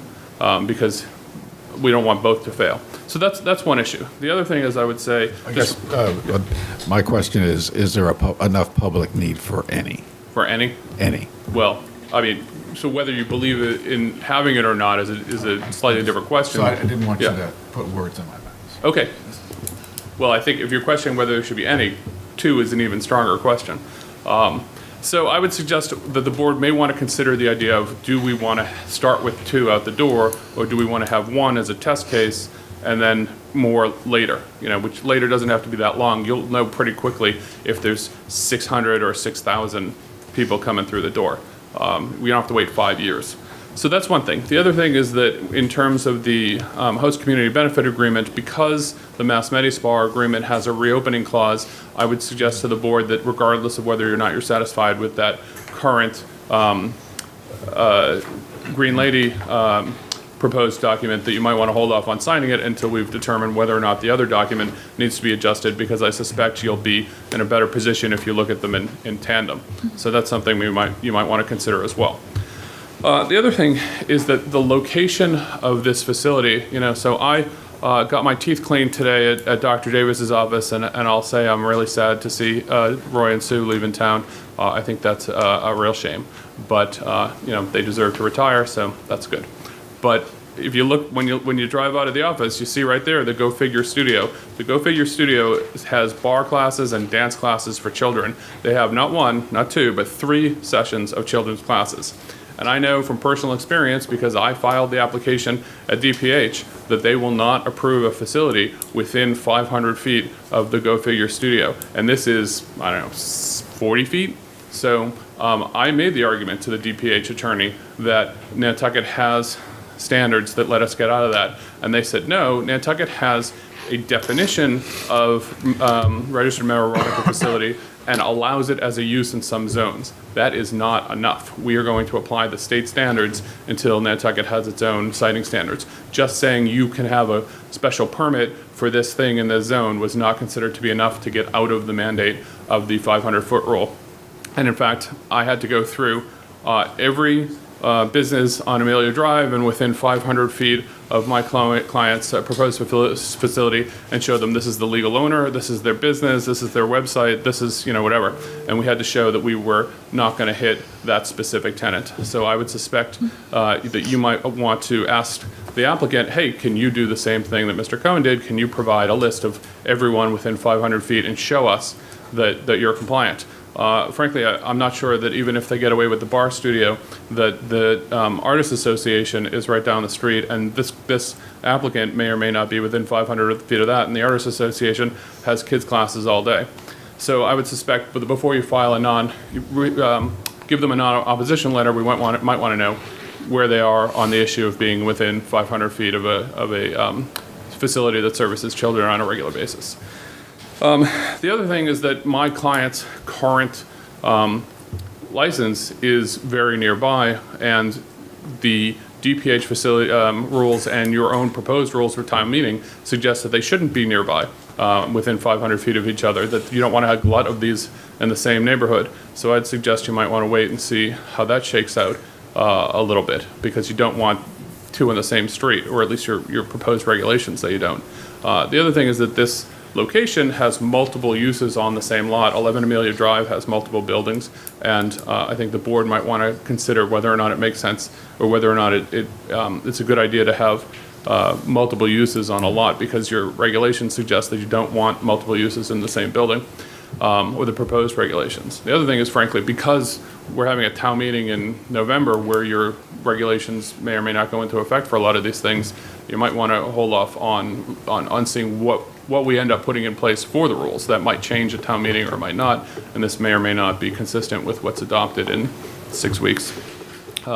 The other thing is that this location is, I think, a really poor applicant for a planning board permit, and I say that as someone who's at the planning board all the time, and I would suggest that you, as the board, Selectmen, might want to get a letter from the planning board asking whether or not they think this location actually makes sense. They don't have to apply for a permit, they don't have to get approved for a permit, but they might want to you might want to get the board to weigh in the same way that the planning board will weigh in on zoning applications that are before other boards, that it doesn't issue those permits, but it will give advice to the zoning board on planning board issues. And I'm sure the planning board would, in the same vein, give you advice on whether or not they think this location is a good idea. I'll just give you an example. Mr. Fine said that they expect to have 15 to 30 employees. Well, that's 10 parking spaces under Nantucket's guidelines just for the employees. So if any of you have ever been to this lot, I don't know where you're going to have 10 parking spaces for your employees, never mind your customers. So I think that there's a lot of considerations, not whether or not they can get a permit, but whether or not this actual location is such a great idea. So I think the applicant has a little more information that they should probably present to you before you decide whether or not you oppose this applicant in this location, and I'd request that you seek that information. Thank you. Can I ask a quick question? Sure. Does your client plan to convert to retail, if they have the ability to? I don't know the answer to that question. I suspect the answer is yes, but there are rules that will be in place that will determine whether that's possible at the same site. And it's certainly something that we could discuss with the town, because the host community agreement requires that issue if it comes up. It requires a renegotiation if that comes up.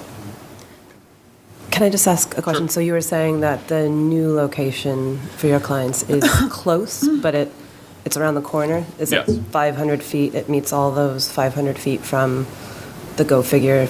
My Go client's Figure location? Yeah. Yes. And the only question The I new have... location. The new location. Yes. Not the old location.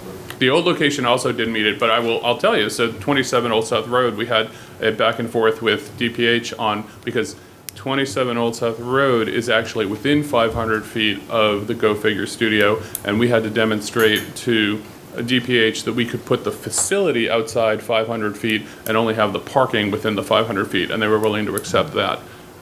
That's how tightly they were looking at the issue.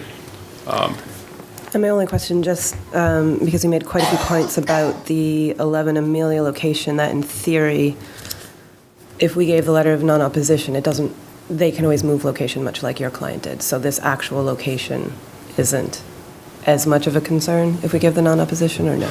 Well, I wouldn't go quite that far, because I think you should look at the merits of this location. And they're asking for you for this location, so I think it's important for you to look at that. It's not just a letter for anybody saying anybody who's in the right zoning district can have this letter. Is the town in favor or opposed to or neutral on this location? And I'd suggest that there are concerns within your own regs and within the state regs that say that this location is not a great idea. And I'd suggest that you request that information from the applicant. And so your client's then would have to come back to us with a new location, and we would have to look at it? Oh, yeah, absolutely. Okay. If for a new location, we wouldn't go to the state without coming to you first. Right. Absolutely. Okay. Yeah. Thanks. Okay. Thank you. I would definitely like to know about the 500 feet from children's classes, if you could address that. Absolutely. Adam can address that. I know that he's touched on it briefly. And a couple other points just to respond to Attorney Cohen. What's coming before town meeting is not I don't believe it's to regulate the medical. It's to regulate the recreational. So for him to suggest that you need to wait to see what the town's going to do in 6 weeks is really not something that affects what the state has said for medical.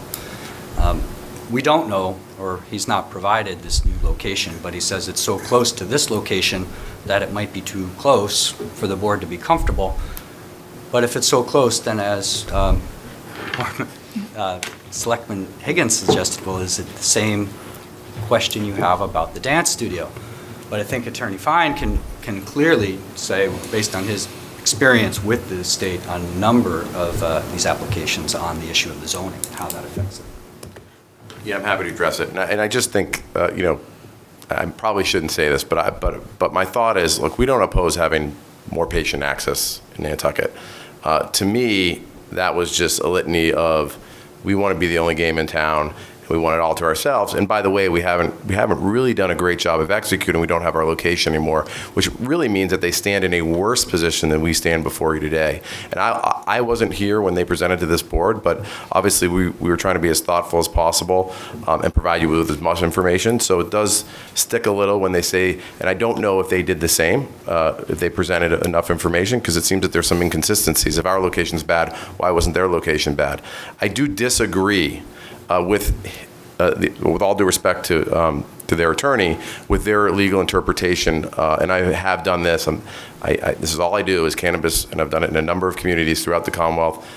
I've worked with the attorney at DPH, who actually used to be with Copeland and Page, who's now with the commission, and this has been an area of confusion. But as it stands now, my interpretation, and I'll just stand on my interpretation, my experience, having dealt with this exact same issue in Arlington, where my client was actually sited next to a pediatrician's office and near other places, is that there is a determination of there's two issues. One is what constitutes a place where children commonly congregate. DPH has not given a clear indication of what this means. Okay, so whether or not this studio, everything we understand about this studio is that it is in fact geared towards adult use, and we don't believe that it would qualify as a place where children congregate under DPH rules. Secondarily, probably more importantly as a legal matter, the setback rules, and DPH issued guidance on this, and guidance was issued to the town council in Arlington, because I dealt with the same issue, as to when DPH default rules apply. And I say default rules because DPH's rules are the ones that say whether or not the 500-foot buffer applies, unless a town isn't. So in this case, the town hasn't enacted local siting. In other words, they've addressed a medical marijuana zone, and they've addressed the place where they want them, and they've also put forward a special permit process for it. In that case, there's actually no default that we're bound to by the state. In other words, there's no setback. And so I disagree when the council says that we're going to go to the state and that the state's not going to issue our license. Of course, I could be wrong, but in that case, we won't get it. But I'm high degree of confidence that we're going to go to the state, and it's not going to be, there's not a siting issue. And so we believe that we're fully compliant with the zone. We're in the zone. We're compliant with DPH setbacks, and there's no local siting requirements in place here. No setback distance requirements here that we'd be violating. So I'm confident and respectfully disagree with their interpretation. I'm happy to kind of brief the board on the issue further if they'd like, and certainly speak with Copeland and Page. I don't know if they, have a position on it, but I'm happy to.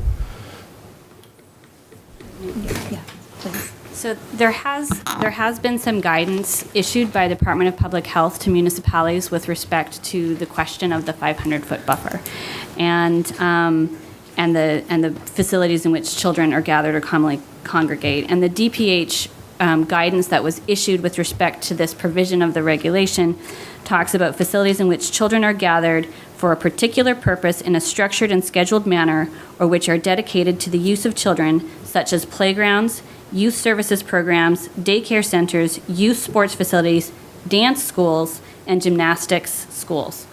That's in the DPH guidance with respect to determining where places children commonly congregate are. There's further in that guidance, it talks about municipalities may set their own local siting requirements. That's the term that they use. But if they do not, the default buffer zone will be 500 feet distance described in the regulations. So there's a default 500-foot buffer in the DPH regulations. I will tell you that when we have advised municipalities on this, we have looked to their regulations to see if they have designated some other buffer. For example, some municipalities increase that distance to 1,000 feet. In that case, we tell them that their buffer zone trumps whatever the default is in the local regulation. Now, whether DPH has taken a more expansive interpretation of that since this guidance was issued with respect to what constitutes a siting regulation, I cannot say, but this is the guidance that has been issued to date from DPH on that issue. And it clearly states dance studio. Yes. How do we get our, how do we get an expansion from 500 to some other number? Well, that would be something you could adopt as an amendment to the bylaw. If you wanted to increase that sighting distance from 500 feet. And then there's also how that gets calculated, whether it's from property line to property line or from facility to facility, the actual entrance to the facility to the property line. So as town council, those are some of the kind of things I have an expectation personally that you'd advise us about. These are your other options, and that's news to me that we could take that. Maybe I missed that meeting, but and if there are other opportunities for the municipality to do more things, I'd really encourage you to share that with the chairman and the town manager. With respect to the regulation of medical marijuana, the zoning of medical marijuana facilities? Because this would be a bylaw amendment with respect to how you've cited for medical marijuana facilities. Yeah, that's fine, whatever. So those are, when you say we've advised other towns that have done this, and that would be nice to know what the options are. Certainly. So, okay, thank you. Thank you. Okay. Pretty sure we did.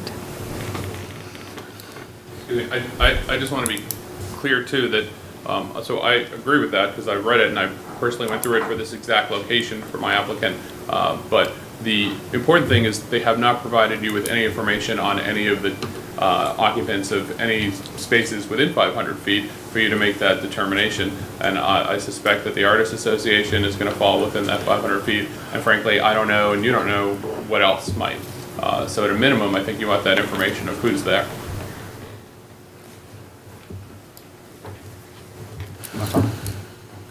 Madam Chair, recognizing the concerns that clearly that the board has, I don't think I'm misrepresenting the fact that we met with Andrew Vorse in the planning department, that this location met with his approval, and it was consistent with long-term planning. We recognize that you're asking or maybe asking for more information. Would the chair consider continuing this hearing so we can supplement what town or the board members are asking, or what the other applicant is suggesting you may want to look at? This is not a public hearing. No, but we don't need to continue anything. We don't need to take, no, we don't need to continue anything. We can bring it up as another. Only if you want bring more it back in a information to couple make of a more weeks. informed decision. It might be helpful for us to kind of let them know what information we're interested in, some additional information. We'd appreciate the opportunity to be able to respond to what you're asking for. Would you be willing to eliminate the edibles? I think that was a question that was raised.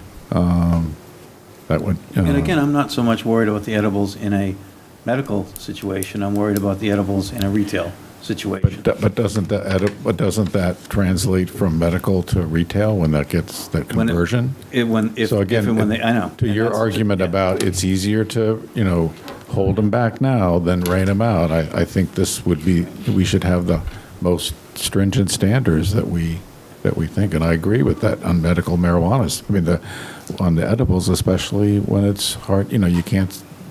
So, plus you don't want another bakery in town making muffins. Oh, maybe I'll apply and make them. We're not proposing adult use or recreational. We'd hope that the My board would biggest consider on the concern is medical anything part. that has to do with children being dropped off for activities. And I'd like someone you're welcome to discuss this information, but I think internally we need to take a look at making sure that because of the locations of other existing businesses, that we're not making this so restrictive that there's nowhere that this can be cited that's within 500 feet of something. Because I know that other CN zones are very close to the school, and I mean, this particular thing, it was something that I thought of, that little girls get dropped off and little boys for dance right across the street there. One of the concern I have is, to me, it's more advantageous to have it as a standalone structure, just by, what we've all read or seen, this PBS specials or movies about Colorado, and there tends to be, again, it's retail, not marijuana, not medical, but there's long lines of people, and I'd hate to have, as if I were a business owner in that community or in that building, I personally would hate to have that as another tenant, a neighbor, because of the impact that it would have on my own operation. Maybe I have people living in that building, and the roof, in the attic or whatever. So my own preference would be a single business. Get too far into what's probably the purview of the planning department in terms of those kind of queuing and parking and all of those parameters. But Yeah, it's not proposed to have 30 people on site per day, so the question of parking spaces, I think, is a bit of a red herring. As they come forward, I'm interested in having them consider a single building. Were you referring to that there's two buildings on the same piece of property? Was that your question, that there's two buildings on the same piece of property as an issue? Someone had mentioned that, I think, along the long line of... Because one of the buildings isn't going to be for one thing, and the other building isn't going to be for something else. It's not going to be housing mixed in with a dispensary mixed in with a coffee shop. I mean, it's not going to be mixed use in there. So which The whole structure is all for the dispensary. It's dedicated for that. all those, I mean, everything outlined in yellow? Yeah. Yes, correct.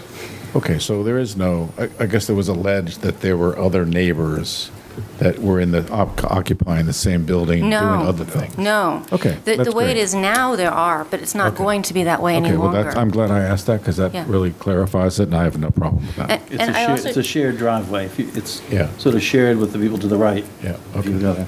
I also did want to mention that someone touched on the zoning being very prohibitive. I have some people here that I worked with in the process to find zoning at all to do this. It's nearly impossible. It really is. The CN and the CI. Yeah, CN, yeah. Janina is on our board of directors. Janine Franceschi. I work at Compass Rose Real Estate, and we're representing Nicole and Rupert in the sale. And when we started doing this months and months ago, we sent out about 450 letters. We first identified the 500-foot buffer around the Boys and Girls Club and all the baseball fields and the middle school and the high school, and really did our due diligence on trying to limit that 500-foot, the potential properties in that 500-foot buffer. And so what we did was figure out through zoning exactly what lots could possibly support this venture. And I sent out about 450 letters to different property owners. We came up with 3 or 4 really viable options, and this was just the one that worked the best. I mean, it was 2 properties. It was all an already commercially designated street. It's in the zone. It's already got 8 parking spaces. It just ticked all the boxes, and it was the one we ended up with. So, any zoning questions or anything other than that?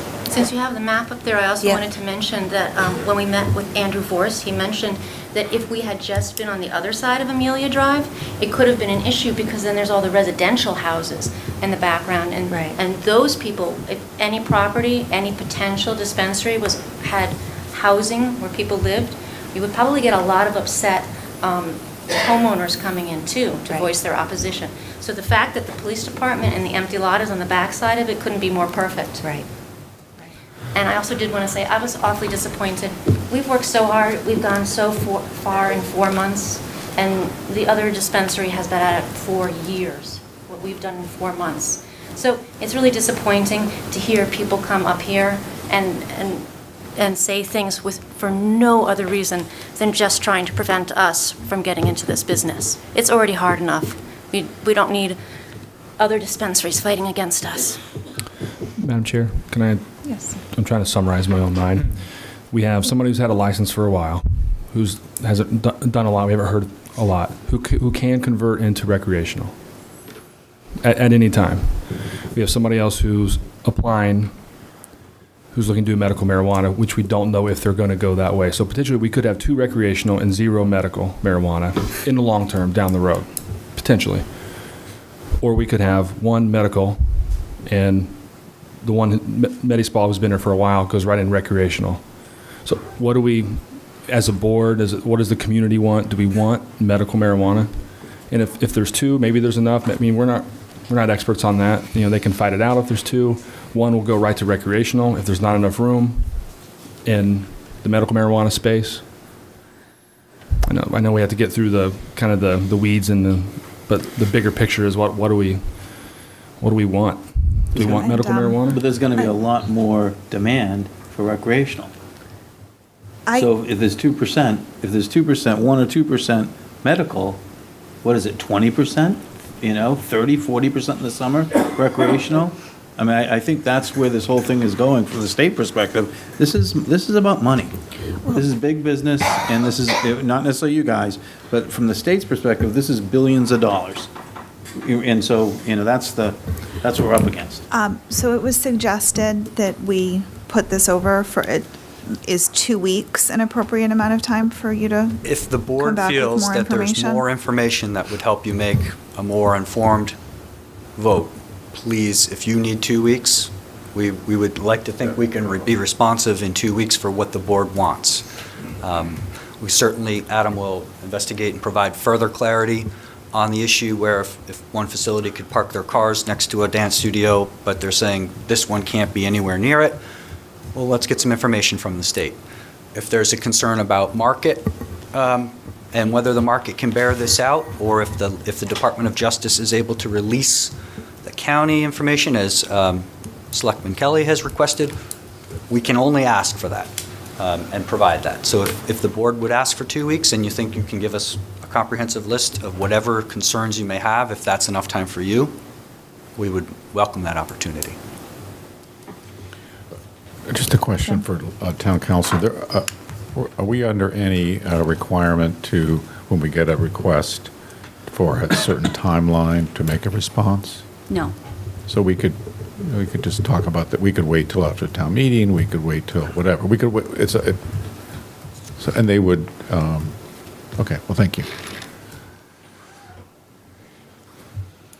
But there's also common courtesy. I mean, I don't think No, I understand. they're spending a lot of time and money. I don't think we want to wait forever, so. Yeah. If you Thank could get us some 2 further weeks. information on the questions that have come up. Sure. It definitely won't be on next week, Right. but 2 weeks would be the earliest. I will meet with town administration and see within the next week if the board has provided a list of what you're looking for. And then we can pick an agenda that meets with your schedule of availability based on what you've given to Manager Gibson. So are the board members going to give us questions then? We've given you a couple. One about edibles, Yeah, I'd want to be control quite- over edibles. I want to be clear about what the questions are, because I jotted down control over edibles, the proximity of children issue, commitment to single-use building. I think we've taken that off the table, the Yep. single-use building. Okay. And And- another one is, who are the rest of those folks? Who is in the 500-foot radius or? That's the proximity Yeah. to other uses. And could we ask planning to take a look at what's in the CN zone that could cause this 500-foot issue? Just to make sure we haven't instituted zoning that's too restrictive. And are they going to support this? I will go back to Andrew, let's get and him. I'll meet with him I'd like to- again, Leslie's because I here. believe I think he's we very, hopefully- very much in favor of this location. I would love to He's see not that here. in writing. I don't have it in From the- writing, but from I the will, planning I will department. attempt to get that for you. Based on parking and other things, because Right. I don't want, we don't want to run through all this and then find him opposing it. It doesn't make sense. I think it's a fair representation that he was in favor of it when we met with him this summer, more than once. 8:45. But I will do that for sure. That's gonna Thank take you. over the end. One more note, you may not have time, and it's not essential, but it might address some of Jim's concerns, and it was something that I started to do very cursorily, is talk to some of the abutters and see how they feel about it. And initially, they were supportive, but again, it Yeah. might help with some of the concerns of the board. And as Chairman Holgate suggested, we've got a lot of planning board work to do where a butter notification is required, and that all is included within whatever type of permit might be issued. But we'll certainly do that between now and then. And, I don't know if you want to reach out to Dr. McNabb to see if he had an interest in speaking on the matter? From the Board of Health, Board of Health? yeah. So I guess we'll take no action this evening, but we'll put it on Thank you. the next And available we can agree to agenda. report on a date based on. Yeah. And I'm sorry, I'm packing up, but I Thank you very have much, to, ma'am. I have to get on the 8:45 boat Katie tonight. has to go as well. Let me see. She doesn't have, You can leave if you take Katie. That's. Yeah, I know, I've just Okay. got to figure out where we can squeeze her in. There's a roof rack, right? All right, thanks. All right. We're going to move on to, where are we? Number 3, action on Board of Selectmen comments on November 6th special town meeting warrant articles. All right. so I don't know how you want to get at this, but I suggest starting with Article 1 and going through and seeing what you might want to comment on. And So as- I just ask, if from hearing and being at the board meetings, what are some articles you think we may want to comment on? I think you may want to comment on one of the sewer district articles. Okay. 15? That would be my, yeah. Well, we could go, if we want to just, we can buzz through them quick. May I point out one thing? Sorry, it was brought to our attention tonight by the Deputy Director of Planning that we had an incorrect motion for Article 18. It was actually the motion for 17, so I have corrected that on the screen for when we get to that. All right, so anyone, I'll just go through, why don't we just go article, and we can stop if Yeah. anyone has any comments. Article 1, are we all happy with Article 1? And just so you know, the FinCom motions or comments are mostly all in here except for the fire station article, so FYI. Yep. And then Article 2, retail and medical marijuana, zone and bylaw. Are we all happy with that? Yeah. All right. Article 3, local option tax. That's going to be, I don't see anyone. Any comments? Nope. Article 4, fire station. This is the article that the Finance Committee will be making a motion on once the bids are in, and they've got a little bit of a plan for that. So I don't know that you'd want to make a comment later, but maybe So not. when are the bids going to be in? The bids are due October 25th. There's going to be a work group, fire station work group meeting on the 27th, and the Finance Committee will make a final motion on this on November 2nd. Thank you. Article 5, airport capital. Okay, Article 6, Infrastructure improvements. Back Street, Mulberry Street. That's the one you've decided, Libby, to postpone or not do. And the finance moved to take no action. Yep. Right. Article 7 was another one that was moved to take no action. Article 8. So, stay on 7? Yeah, I think it might be helpful, would it be appropriate for us as the Board of Selectmen to also, make a comment about our support of capital infrastructure for that corridor? Certainly spent some time talking about that. And so that people know that we Yeah. do support it. So Leslie, what are your thoughts from a planning perspective? Or a Board of Selectmen comment? On Article 8? 7. Oh, sorry, 7. That's the one about the diff. Sorry, I was So- ahead. You guys were moving Yeah, through. no, I just wondered if it would be, from the folks who are advocates for the diff, would our comment related to supporting the capital? Well, it was a projects. citizen petition, and Oh, I understand, but I mean, that's why I said, for those of folks who are in favor of this. I think at this point, they have heard the message that there's not a lot of support for it. Okay, So all right, I think good. it's kind of settled. Okay, thank you. No need for comment. I mean, if I was commenting, I'd say we should have a development plan and have the facts in front of us before we make a decision. But that's me. Article 8, Tom Nevers Bike Path. The Finance Committee moved not to adopt the article. Yep, their comment, the committee notes that this project is in the existing capital improvement plan, supports continuation of the established process. I guess, does anyone? Where is it? We've been pretty consistent with that. I mean, there's so many, it's so hard to prioritize bike paths, and obviously it's kind of depends on where you live, but. Where is it in the queue, approximately? That's pretty far down. I don't have the list with me, but it's pretty far down, the list. I thought it was actually maybe in 21. In the CIP. 5 years, okay. Okay. Yeah, and so people know it, when the Tom Nevers people have called me, I've said, do what they did in, give us half the money and you might bump the queue. Right. Do what they did in Hummock Pond Road. Article 9, Washington Street, and that's, FinCom agreed. Any comments? I just see where it says 2/3 vote required. For Article 9. Okay, yep. And I didn't know if it's important for us to talk a little bit about, or maybe someone at town meeting floor can stand up and talk about how important this is. Well, if you wanted to put a comment in that says the selectmen, this is a once in a, support the motion, Yeah. this is a once in a lifetime opportunity, Right. and we support the motion. So basically, we're reprioritizing our capital program to take advantage of a market opportunity. I don't know if you want to use those words, but Libby, you can come up with something. Got it. Okay. All right. Article 10. Any comments?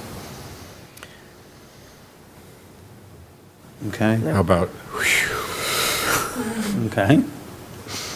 All right, Article 11? No, yeah. Manakasham parcels. Okay, no comments. Article 12, real estate acquisition. Again, finance moved. Article 13, C Street Pump Station.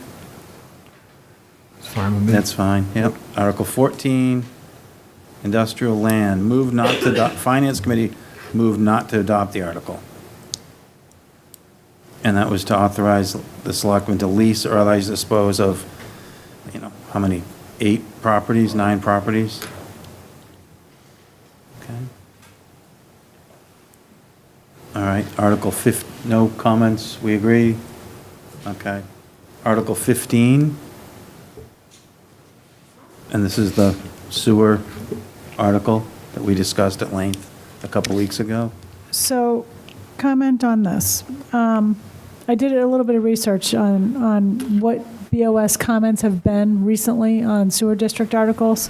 At the annual town meeting in 2017, we had a citizen article. The FinCom motion was to adopt, and there was no BOS comment. In 2016, we had 3 articles for sewer districts. 1 was a town article, 2 were citizens. The Finance Committee motion was to adopt the town article and to adopt one of the citizens and not the other, and there were no BOS comments on any of them. In 2015, we had 5 articles for sewer districts, 2 town articles, 3 citizens, and the BOS did have comments on the ones that were motions to adopt that said as follows: the Board of Selectmen supports the Finance Committee motion with the understanding that the town is under no obligation to fund sewer extensions for parcels that come into a sewer district. I started remembering some of this discussion when I was looking through it. That might be... This is one not to adopt. Or to take no action. Correct. So it might more be the other one. That was more... But I think what Libby's saying, the same thought process might apply. If this happens, do we pay for it? I mean, it's sort of, at least you're saying if it, and I think if this had come and had said it was Cisco and Bartlett Farm, it might we might be agreeing with it, but it's a bunch of other parcels, and there's a lot of information that hasn't been understood and figured out yet. There was also, just if you remember this, I started remembering this as well. One of the articles in 2015, it was a citizen article, had this BOS comment, and it had a FinCom motion not to adopt. However, right before town meeting, that motion was changed to adopt. Not that it totally matters, but it was a South Shore Road. The FinCom vote was changed? Yeah, their motion was changed right before town meeting. I can't imagine anybody in the FinCom at that time would agree with that. There was a lot of pressure. So it may be appropriate to put the cost part in, I think, at least. I don't know how you guys feel, but. Well, if you say, if this passes, then these things happen, does that give more You just say if it credence passes, we're to under it? no obligation to pay for it. That's sort of that's shorthand of what it said, right? Basically. Pretty much. Yeah. Or we could do a motion along the lines of, there's a lot of information still here. What I started to think about this, we went at the Capital Committee. I was going to talk about it under committee reports, but I think it's appropriate here. The Capital Committee has a form that we're putting together that we all saw, and the form is pretty extensive, and it makes you realize who's promoting which department head, what are they doing, what's the impact on the budget, what's the long-range impact, all these different, how is it going to be funded, where's the money going to come from? It had answered a whole bunch of questions, and the part I liked about it is this got filled out every year and it would get filed. So you'd have something to go back to. You wouldn't just be going back and looking at votes. You'd be going back at what you're doing and why and what you thought the impact was going to be. You could then say, geez, was that actually the impact? What did it do? And so all of a sudden you're automatically building history. And I sort of looked at it and thought we should be doing that on a lot of these types of articles. As sewer commissioners. As sewer commissioners, when people bring things to town meeting, there should be a lot of, we should be basing it on facts, and we should be actually, looking at the facts, and they should be encapsulated somewhere in writing so that we could look back later and see if we did the right thing or the wrong thing. And so, in some of these circumstances, I don't think we've really, I'm not so sure that the town administration or the planning board or the sewer commissioners or anybody, or the finance committee has really looked at the impacts of some of these articles, fully, and understands what it's going to do to the town budget, what it's going to do, to all the other issues. So anyway, that's, I think we could improve the process by having some sort of checklist for all of this, and just vote against, just recommend against things that haven't been analyzed fully and understood. But anyhow, so just thinking about trying to recall some of the thoughts processes that I remember. It was along the lines of, if we're thinking about a comment, some of the parcels made a lot of sense. For others, it was hard to understand why they were put together. We had concerns about unintended consequences like development, I believe. I'm just trying, I don't know if anybody else remembers about Yeah, those. I think we also wanted the form that we looked at, or that David and Yeah. Health Department looks at, to look Yeah. at each parcel individually instead of just There we go, okay. overall. That was a good point. So we're looking for more information Yeah. overall. Right, we wanted, we thought they should stand alone and not just as a large grouping. Because they were so different. Yeah, that's it. And so that analysis has not been done, but I think. No, I know, but I mean, that might be a comment. We could add Yeah, to our and comment, part of- reasons why. Part of your other discussion was the proponents are free to bring this back to the annual, and if they did, then that analysis would have time to be done, but it could be said too. So, you want So maybe that Libby should to be- put together, I mean, anybody can always bring it back. I'm not sure we should need to add that, but Yeah. should we ask town manager to put together a little comment with those? You're looking to explain why we're taking no action, just so people understand Yeah. Yeah. Lack of information. that we're willing to bring it back in the spring. Well, it's a citizen article, so they'd have to bring it back. Right. Yeah. Or So no action because, what were the points again? Lack of information. Lack of info. Well, we were interested in, some of them we were in favor of as a standalone, but as a package, it had some, added more questions, so we would like to have seen them as scored separately. We also questioned some unintended consequences like development. Is that, and Impacts on the town budget, future Okay. town budgets, et cetera. Things like, Okay. I mean, I just, the analysis hasn't been really done. Yeah. That's the, Got it. okay. All right, we're going to move on to 16. So 16 is a zoning bylaw and a sewer district map change, and the FinCom, the sewer commissioners, U.S. sewer commissioners voted to include this. So the FinCom has developed their motion to add it in, and they had a comment that motion's based on the sewer commissioner vote to approve inclusion of this parcel in the sewer district, because it was the one parcel and it was in a needs area. Let's see, but then you've got the issue of lug 2 to R40, which we didn't address that night, and I'm not sure, did the finance committee address that aspect of it or no? I don't recall In their them rec- in their having too much discussion about it. They have a comment to support the planning board motion on that.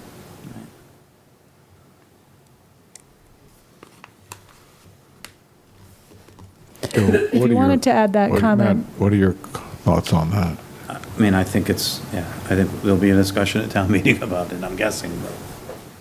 So, I mean, I look at it, it's one parcel, but I think, and there's a segment of the community that says, are we just gonna, is everything that's 2 acre gonna be 1?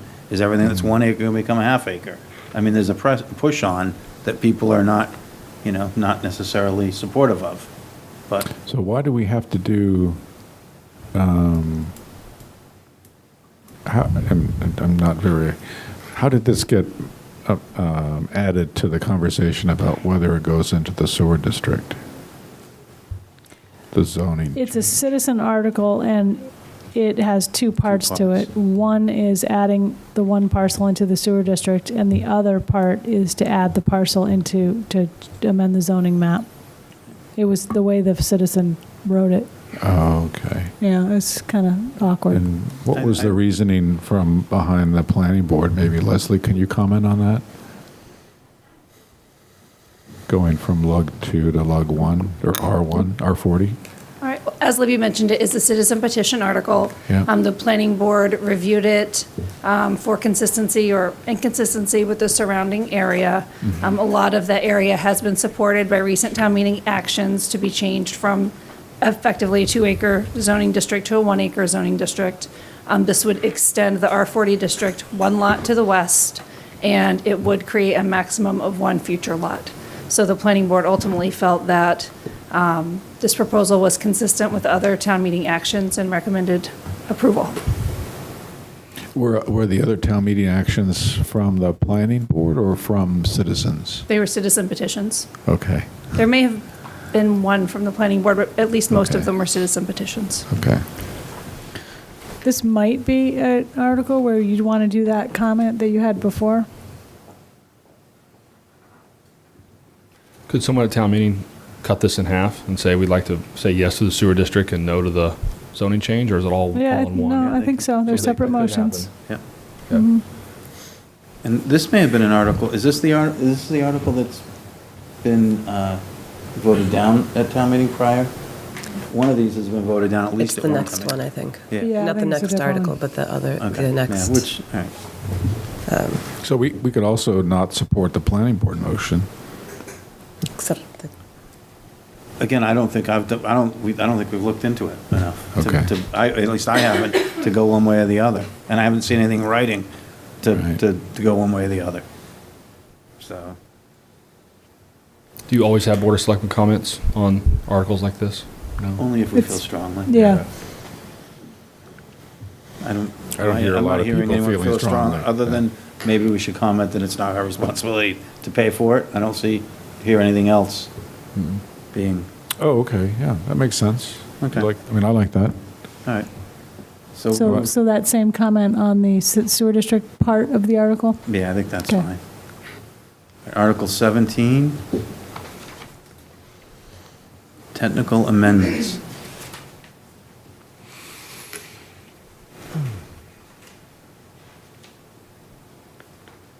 And the planning board basically agreed with the motion, or did they change it? So 17 is the same, and it's 18 that was, That you've changed? that I changed. Okay. So any discussion on No. 17, guys? No? Okay. Does the motion follow the article? Yes. 17 does, yeah. On 17, yeah, no, but 18. The one you just emailed. Yeah, there were some changes, yes. And what is this doing? That's 12 months, 12 instead of 6, 3 instead of 2 years, it's just making it, So, Mr. Chairman, last August, the legislature adopted some changes to state law, and this is just changing our local bylaw to reflect those changes. gotcha. Anyone else? No? And there was a comment too that got added tonight. To 17 or to 18? To 18. Okay, so we're on 18, I think. And then the comment, You sent me in. Was it your email? Oh, sorry, the comment that you see on the screen about the R40 zoning district, that goes with the Warrow Lane article. Sorry. I seem to have sent an unclear email to Yeah. Erica, sorry about that. so on 18, is there any comment, or 18 is, okay. No, 17, 18, 19, 20, and 21 are all part of former Article 75. Right. Broken From up. the annual. Yeah, we Broken up. were through that. I don't have any comment on any of them. Would this go here then? Yes.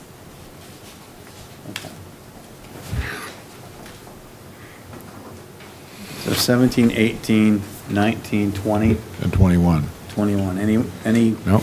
comments? Okay. 22, workforce rental community, zoning bylaw amendment. And it's supported by the planning board and by the FinCom. Any comments, anybody? I'd like to, again, ask, what does this do? Okay. This was also a citizen petition Right. article. It would change the height allowed in a workforce rental community in the commercial neighborhood district. Okay. For instance, the Six Fairgrounds site. Yeah. From 30 feet to 35 feet for structures. And is that something we need for Six Fairgrounds? It gives a little bit more design flexibility.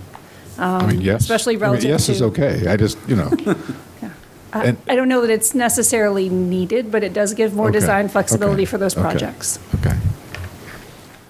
And then, so any comments on this one?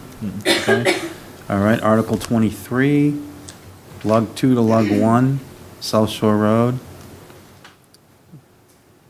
This is the one I think that came back. Was this Okay. at the special, this wasn't it? No.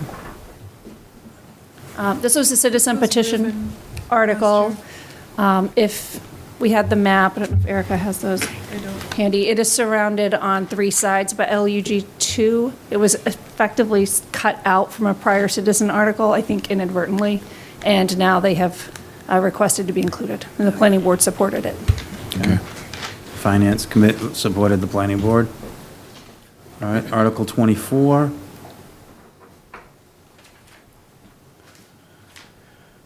This is lug 2 to R40 on South Shore again. And this is the article that has been before town meeting in the past. Okay, this is the one I thought, okay. And it can be brought back as long as the planning board recommends it to town meeting, which they did.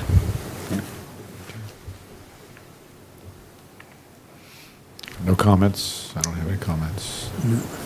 This is similar to the other one, where it'll add another lot, like where it was lug 2 to R40. This particular one contains multiple properties. It's already in the town overlay district. Part of the property is already in a lower density district. It is abutting Sachem's Path in the housing authority land. The planning board felt that the zoning district proposed was consistent with the surrounding area and the higher density to the north. And then some of the neighbors are going to show up again probably and say that they didn't buy there for this added density and they want the buffer, and it'll be the same sort of thing again. And the density of the south then is all lug 2 or lug 1? To the south, it's mostly LUG 1. There's a little bit of R40 and just a little bit of LUG 2. Okay. All right, no comments? Article 25, Daffodil Lane. This was also a citizen petition. It is pretty much entirely surrounded by R40 and LUG 1 already, so the planning board recommended this article. All right. And then Article 26, amending the membership of NPDC to remove the superintendent DPW. So you're our rep. What are your thoughts on that? I think it's fine. Just clean it up, right? Yeah. And it has to go to the general court. Right, but I mean, what does it really do? I mean, what is it? I think it gets us to a odd number, if I remember correctly. That's one issue. So do we lose one, quote, town representative as a result? Yes. I don't think that's a good idea, personally. You want to speak?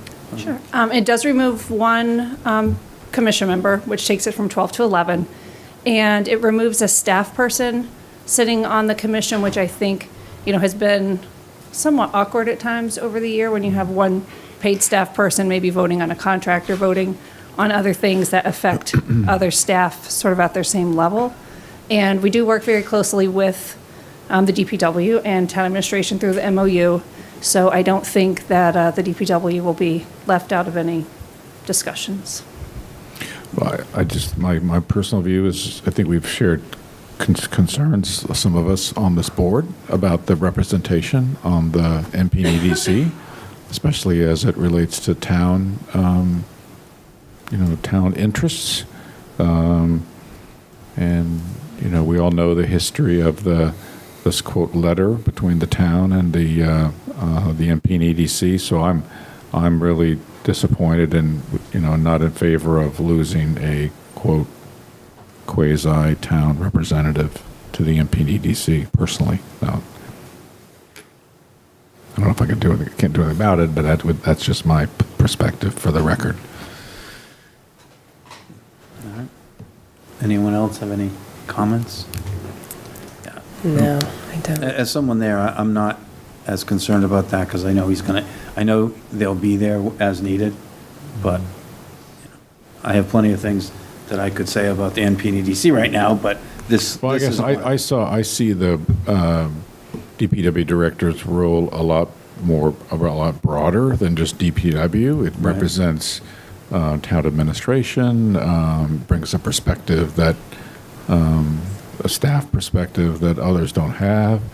Actually brings an employee perspective, which I think is really valuable. Sometimes some of our planning boards, not just planning, but boards don't really have an understanding about the impact of employees, and also kind of year-round residents. It's all of that's embodied in that role, and it's not just a matter of understanding about the specifics of DPW. So to me, it's a loss. Right. Okay. All right. Anyone else? All right. Do we want to comment on that or just move on? Let's move on. I don't. All right. I'm not hearing, you're gonna. No, I understand. You're No, gonna go this. That's yeah. fine. I just want to. All right. And then Article 27, acceptance of the 20-mile-per-hour safety zones, which we've sort of put in there. All right. Anything else anyone wants to talk about? Okay. So do we need to vote on this tonight? Is that? I think we have a consensus on your comments. So the next steps are that we'll get your comments in. We're checking with Finance Committee to see if they're complete right now, and then if, hopefully they are, and then we'll go to the printer. Warrant will get sent out to everybody, and then that's it. Great. Oh, boy. All right, Selectmen's reports and comments. Does anyone have any comments? I had a quick one. Yeah, just a quick one. I went to the snow and ice treatment on, it was sorry, what was it? What was that exact title? Snow and ice? It was a snow and ice Seminar. So all of DPW was here from top to bottom, and it was great listening to one guy who's an expert on all this. I got a really good education on sand versus salt and how you think that salt is bad for water quality, but actually sand is worse. And just that whole process of, you know, when you dump tons and tons of sand, it sits on the roads all winter, and you pick it up, and then where does it go? It has toxic, you know. So I learned about that. I learned about not riding right behind a plow who's, you know, dumping salt. I mean, it was just, and they learned way more than I did. But they were just talking about the difference between when you're putting down salt and plowing, going between 10 miles an hour versus 20 miles an hour, and how effective that is and how much money that can save you. So it was just really impressive that all of DPW was here, because when we have a big snow emergency, even Ray, the sign maker, is out plowing, and everybody was here. But what was really nice was there were contractors here.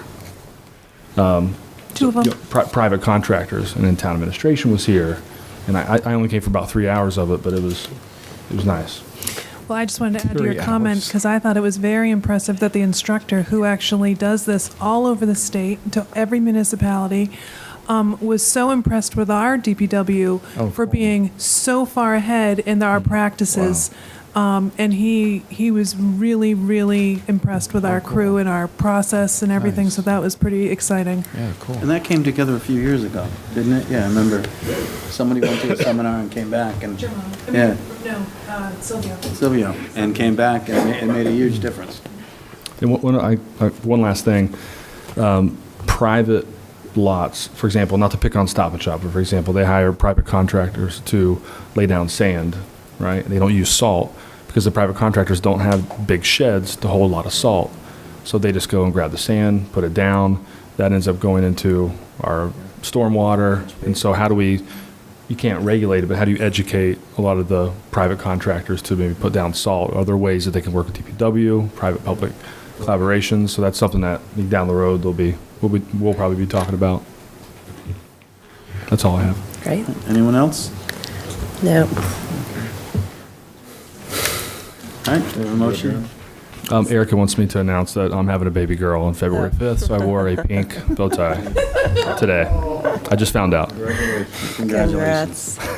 There you go. Are you wearing that for the next I think just one time. 6 months? Yeah. Motion to adjourn? Second? Okay, so moved.